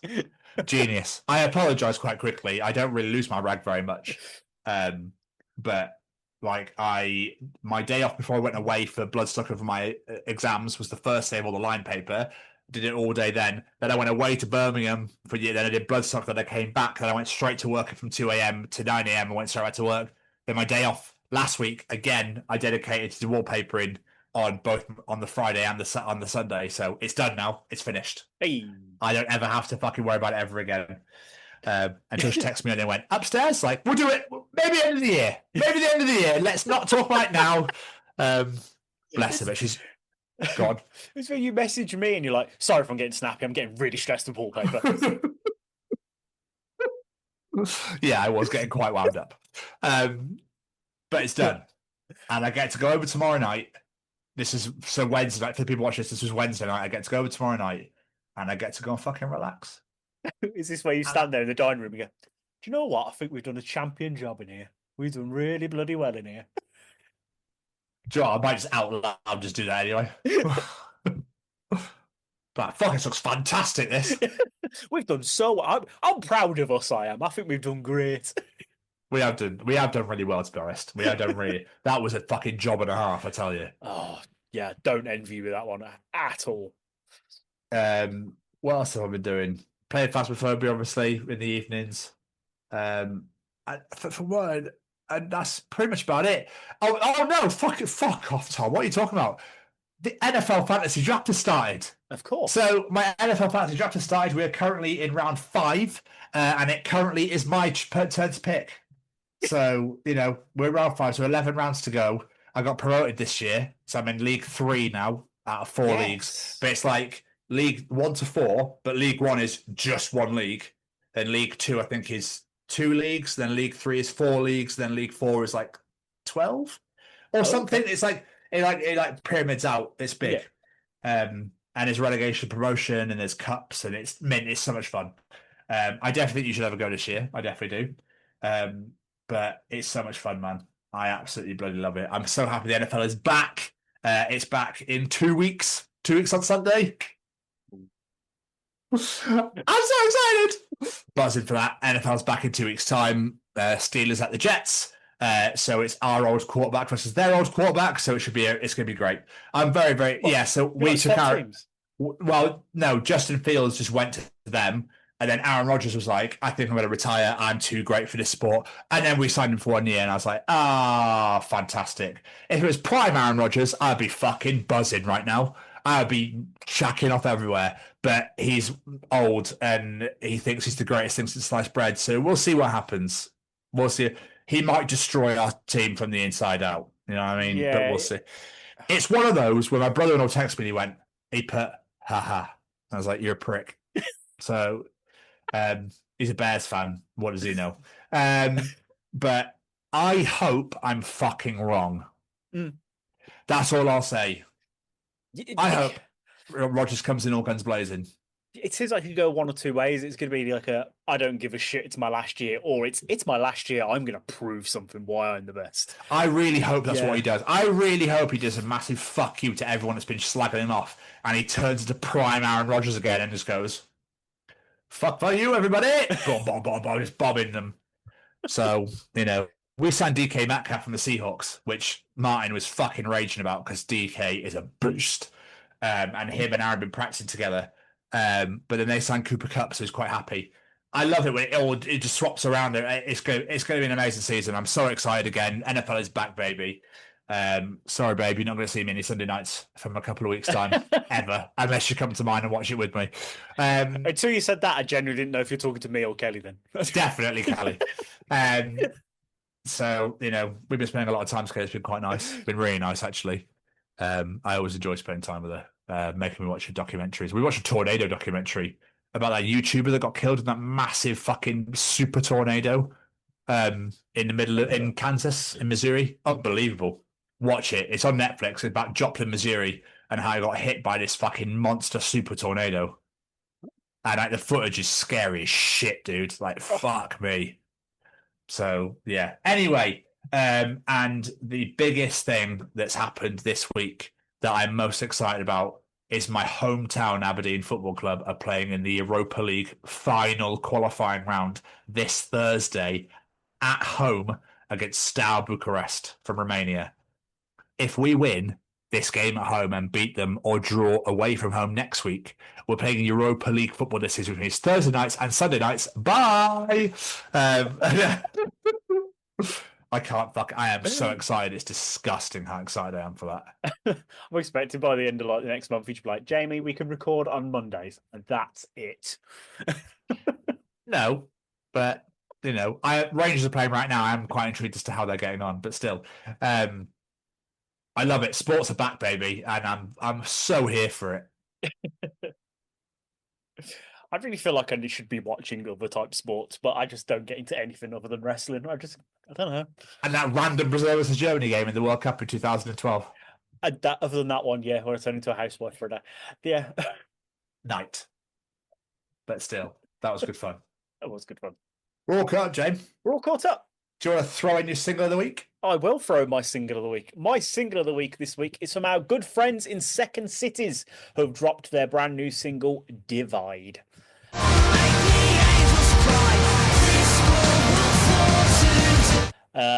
This song's fucking great. You can see like the leaps and bounds these guys are making from each release.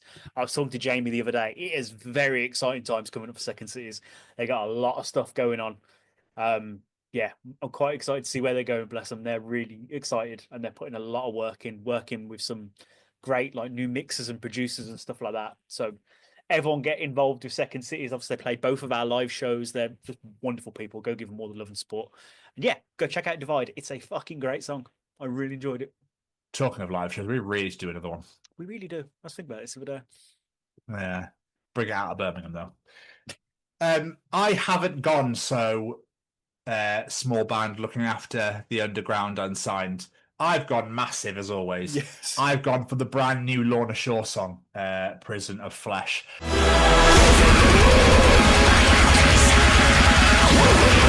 And everyone's calling it To the Hellfire 2, which it pretty much is. And if you don't know what To the Hellfire is, To the Hellfire is where that viral moment of where he pig squeals right at the end went all over TikTok.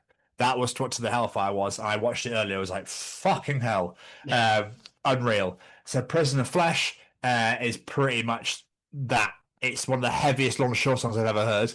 And I absolutely love the guttural, dirty, filthy breakdown at the end, where it's just so low and sludgy and it's beautiful. Absolutely gorgeous song. Yeah, it's good. There's about 6 minutes in, there's like a really wicked little guitar solo bit as well. I was like, oh, that's a bit tasty, isn't it? Oh. It's so funny because I played Dances in Flames to Kelly, The Pain Remains, about where that's another vibe, which is the song that I fell in, and the only metal song that's ever made me cry. So she was like, oh yeah, this is Prison of Flesh. So I played it. She sat there and went, well, that was something. She was like, yeah, it's not really for me. Because I really like the other one. But I don't like that. It's just so funny. That's a great view. Well, that happened. Yeah, that was the thing. But it's from their upcoming album, I Feel the Ever Black Festering Within Me, which is out on the 12th of September. And I cannot wait. It's the opening track of the album, so it's going to be... What a fucking name for a record. That's great. Yeah. What I love about Lorna Shore, what I love about Will Ramos, is you listen to him sing and you're like, Jesus Christ, what is coming out of you? You listen to him talk, and it's a horror story. Right, guys, how you doing? Are we having a lovely time there? Oh, that's splendid, that is. Oh, like, what? What I love about him as well is the type of music they do, the noises that come out of his face, and they're the most beautiful lyrics. If only you could understand them. That's all the devil's music, that is. That's all the devil's music. Saint worshippers. Boring. But yes, Prison of Flesh by Lorna Shore is my single of the week this week. Amazing. Jamie? Yes, sir. It's time for Tom's Journal. Yes!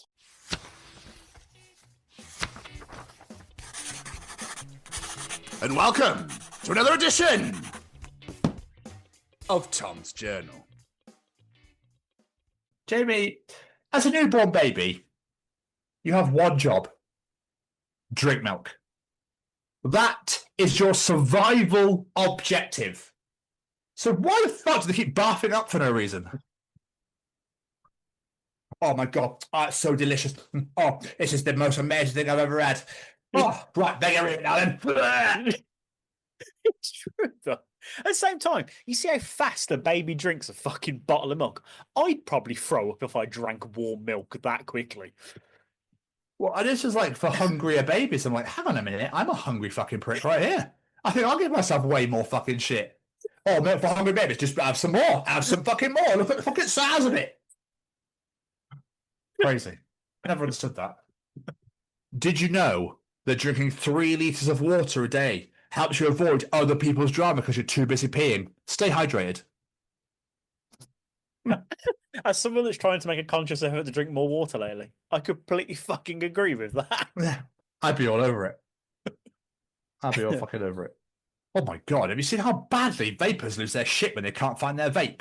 People don't react that bad when their fucking kids go missing.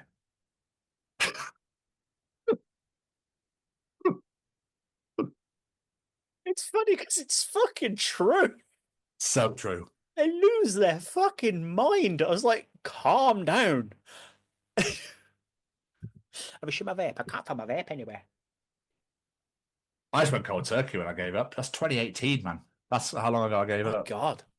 Yeah. So happy I gave up. I forget you smoked half the time. To be honest, so do I. Did you know a giraffe's coffee would be cold by the time it reached the bottom of its throat?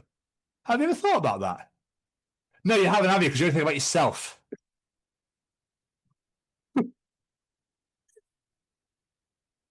How dare you not think about giraffe street temperatures, bastard? Oh. This is wonderful. Mum, is a Pink Panther a lion? Right. Say that again, but slower. I don't get it. Well, he's the Pink Panther. All right, but is he a lion? Mac, Angel, light of my life. He's a panther.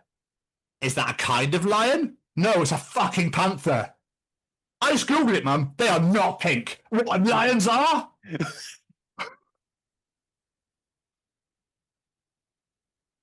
With that level of education, he's got to be from Birmingham.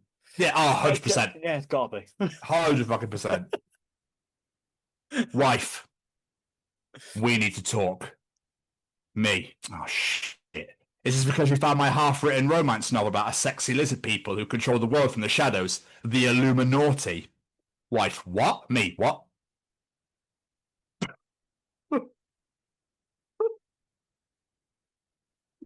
What to say to that?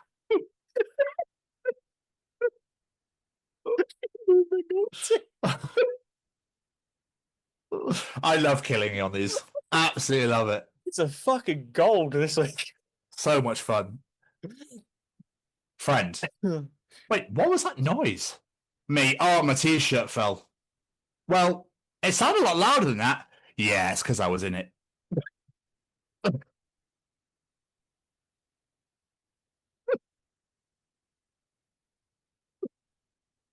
stealing that the next time I make a noise by falling over. Oh, so good. Oh. Me. I'm into polyamory. Her. You mean polyamory, right? Me with multiple swords. What? Fuck's sake. Fuck's sake. Oh. You know, fuck. so good. There's some gold in this, I'm just going to tell you. Jamie, is there anything more fucking cringy than the phrase partner in crime? You're drinking pink gin, love, not Robin Santander.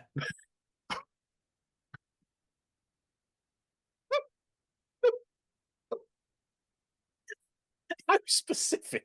Santander. Not a bank. Santander. Oh. Sometimes, Jamie, people really come into your life and they need to stop doing it. Wholeheartedly agree. Oh, I'm going to give you a couple more. Not this one, the one after this. Do you know what, James? I've decided I'm going to become the first Matthew that doesn't go by Matt. From now on, call me Thew. I wish people would do this more often, to be fair. Yeah, same. Instead of Tom, you're just Mass. It'd be great. Yeah, just call me Mass. Just mix it up a little bit. It doesn't have to be the same 3 letters all the time. Call me Omas. Just cut the first letter off. Fuck it, Yeah. why not? Yeah, fuck it. I'm not doing that. Oh my God. Jamie, I mean, what age do you retire from fingering? Surely you can't also be fingering people in your 70s. Oh, that's so fucking wrong.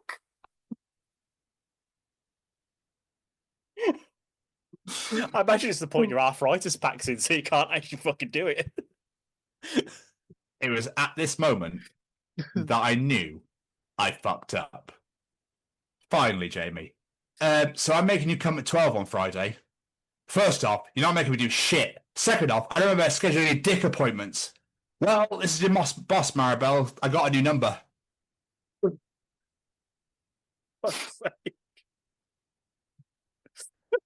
And that was another edition of Tom's Journal. Oh, just the phrase dick appointment. Ooh. Yeah, I know. Yeah. I'm so glad I'm not like down with the kids anymore. Like, I'm just not interested in hearing that shit. You know what I mean? Some things they say, I'm like, why is that an expression? Yeah. Why? Maybe it's me. Maybe it's Maybelline. It's about getting into schools and talking to young people because, you know, I know that people can change. And it's about talking to people and getting them to understand and perhaps step back from violence and prejudice and whatever. And we just need to work together and keep on the good fight there. Absolutely. Hey there, guys. We are ecstatically happy to announce that we are associated with the Sophie Lancaster Foundation.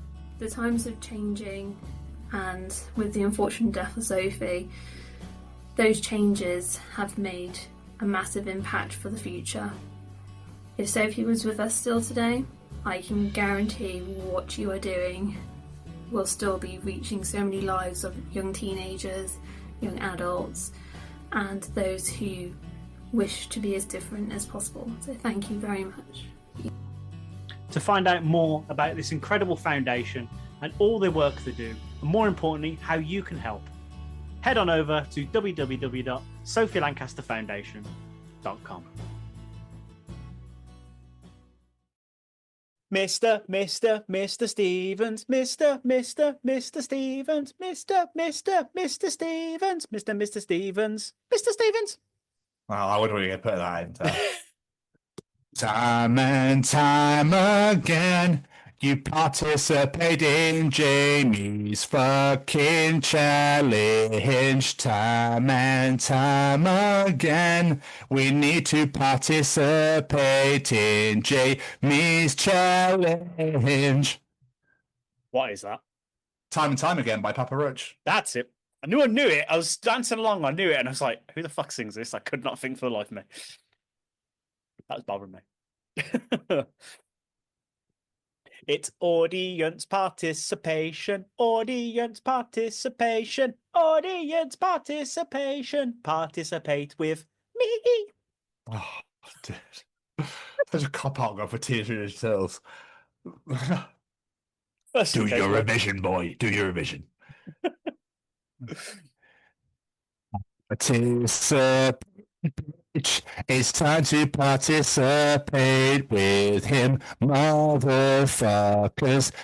Participate now and give all your answers to Jamie, motherfuckers. Time and time again.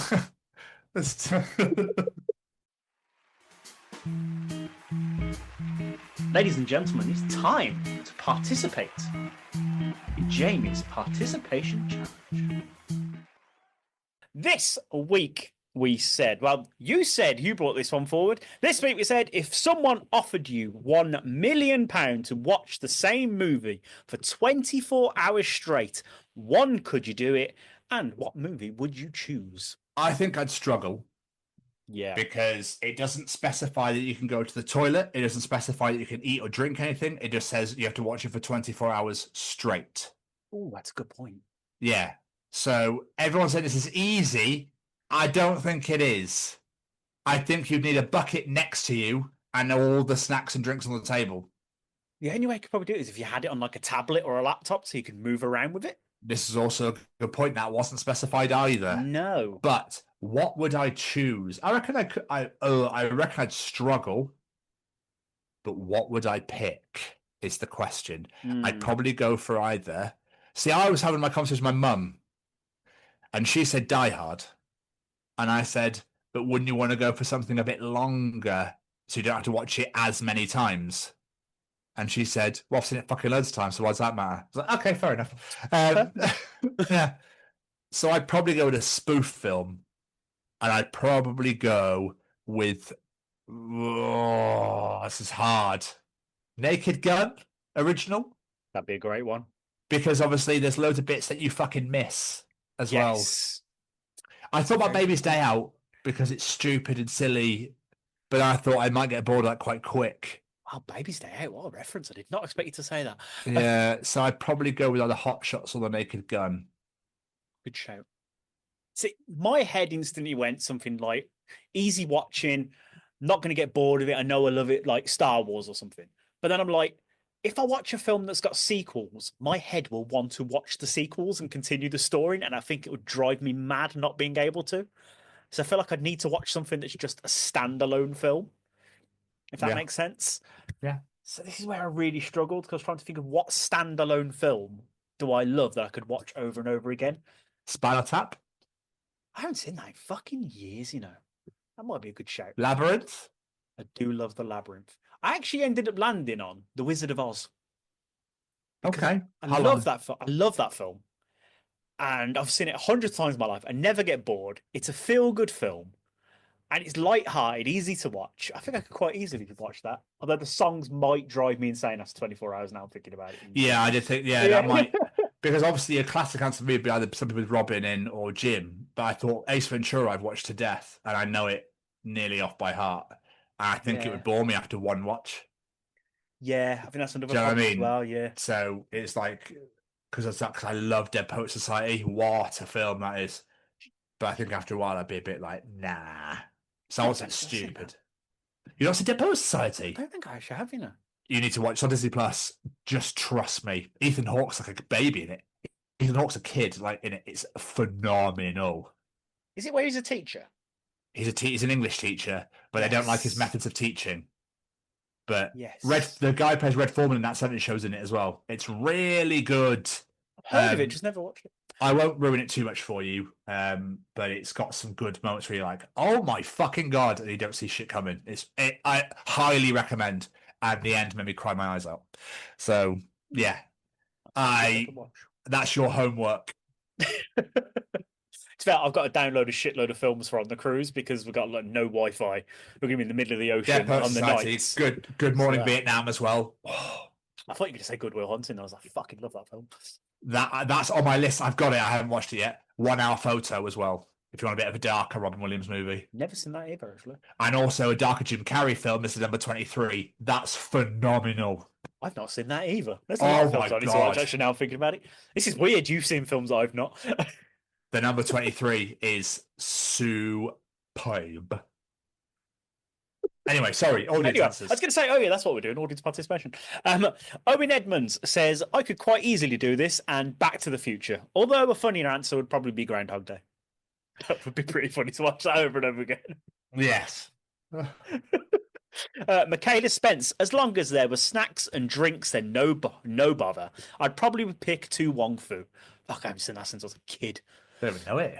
To Wong Fu, Love Julie Newmar, I think it's called. It's about drag queens. Wesley Snipes plays a drag queen in it. I can't remember who the rest of the cast is now. It's Jim. Yeah, it's good anyway. It's been a long time since I've seen it. Harrison Smith, my boy, says most Jim Carrey films, to be fair. When he spelled that horribly wrong, by the way. He did spell that horribly wrong, yes. Yeah, disappointed. Libby Derbyshire, easy and legally blonde. Could you seriously spend 24 hours watching Legally Blonde? Yeah. I think if you actually sat and did it, I think you'd be crying by about hour 10. Probably. Yeah. Graham White, probably Aliens. I haven't watched that to death this month. Robert Knight says yes, and Return of the King, Lord of the Rings. Clever, because it's long. It's long. It's very long. Again, though, I'd want to know what happens next. Saying that it is Return of the King, it's the last one in that story, so that could work. Actually, yeah, that could work. Joe Robertham, yes, The Great Escape would be easy money. Okay. Everyone's got a lot of confidence in themselves in this. I know. I'd love some people to put it to the test. Everyone's like, no problem, easy, not a problem at all. I think I'm mad. Yeah. Nina Bright Hewenson, The Fifth Element, no problem. What a film. To be fair, I've kind of done this without being paid when my son had an absurd fascination with a labyrinth. I think we watched it on repeat for 6 hours straight. I mean, that's 6 hours. Try another 18. Well, how can I? Yeah. Izzy Jones. I did a little bit. Izzy Jones, I'd fail. I fall asleep through any movie the first time I watch it. Honestly, I like it. I like it, yeah. Tim Finch sounds like the easiest task going, to be honest. Any one of the Star Wars or the first 3 Die Hard films on repeat for 24 hours. Only one film, Tim. Yeah. If it was Star Wars, I'd be well away. Just stick them all on. Victoria Newell, 100%, and it would be Wicked. So Wicked's quite long. So what film? Oh, I'm sorry. I was being... Tell me, sorry. I'm here all week. I'm here all week. Stacey Marriott, yep, I'd do that and watch The Green Mile. I'd be utterly depressed. As much as I love that film on 24 hours, I would be a mess. Beautiful film, though. Claire Jones, does The Lord of the Rings count as one? They're long enough and I could just watch them all. No, doesn't count. One film. Smart, though, as it's one continuing story, but it doesn't count. Fuck's sake. Chris McCluskey, yes, the Bonnie Blue movie. I get bored of that in minutes.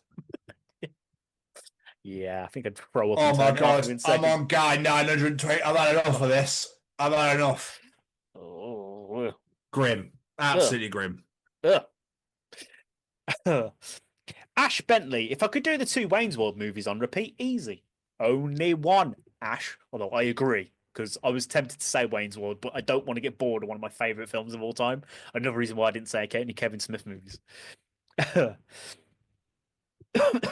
Lou Wakefield mentions a film that I rarely see anyone mention, and that's I Love You, Man. I fucking love that film.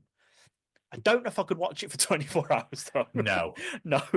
I think I'd want to slap at his fucking base. You know what I mean? I get so sick of it. Give you a couple more. Che Kane, a good friend, is saying, I'm aiming at the Back to the Future. Always have time for that trilogy. It's not the trilogy, Che. It's one film. One Che. film. One film. Read the fucking post. And last but not least, Robbie Williams. For $1 million, easy. I just watched the new Snow White for that. You have to watch it, though. He's going to say, you've got to actually watch it. That's You've got to actually watch it. You can't fall asleep. You've got to watch it. I still haven't brought the courage to watch that. It looks fucking awful. Disney, innit? What are you going to do? Absolutely. But thank you to everyone that participated in Jamie's challenge. As always, we appreciate the massive ass out of it. So if you enjoyed Jamie's participation challenge, Tom's drummer, Callum's Treachings, the interview, and go on then. The amount of shit these guys go on about. You'll enjoy the other 181 editions of Chronicles of Podcast. Wherever you get your podcast, whether it be Google, Spotify, Apple, you know where it all is. It's all over there. Every podcast channel going, it's there. The main 2 places we want you to come and find us is all over social media at TCO Pod, whether it be Instagram, TikTok, Facebook, etc., Threads, LinkedIn, or come and subscribe. Shall I say. Come and fucking subscribe to us on our YouTube at the Chronicles of Podcast. That's all social media at TCO Pod, and on the YouTube at the Chronicles of Podcast. Hit that subscribe button, hit the bell to get notified when new videos are released, and comment to your heart's content. Jamie, what did you have to say, sorry? I just want to say a massive few thank yous. First massive thank you I want to say is a massive thank you to everyone out there that's checked out these Bloodstock interviews. Like, Tom worked his ass off at the festival. I've worked my ass off at editing, and it's paid off. Some of the views have been absolutely amazing. Lord of the Lost is getting a lot of love because Chris is just a wonderful human being. And yeah, so a massive thank you that's checked out. A massive thank you to everyone that's checked those out and left comments and just sent a load of love. And of course, a massive thank you to all the bands for taking the time out and talk to us. It's been beautiful to see. But I have to say a massive thank you to a few friends of the show. First off, every single piece of music is brought to you by the wonderful singer-songwriter Matt Roberts. Go check him out. All social medias at Matt Roberts Music. And make sure you're going and checking out his beautiful music on Spotify, Amazon, wherever you get your music from. Of course, we have to say a massive thank you to a friend of the show, Braden Barry. Go check out Amber Forest podcast right now. Go check out his music under Say We Can Fly. Go check out his merch store under Anxious Ghost. Whatever it does, if it's got Braden's name on it, check it out because it's going to be good. Quite frankly. Yeah.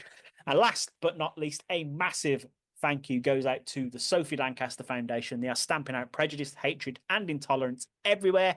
And I mean everywhere. This is not a UK issue. This is a global issue where people of the alternative community are being treated differently simply because of the music they listen to, the way they dress, and represent themselves in the world.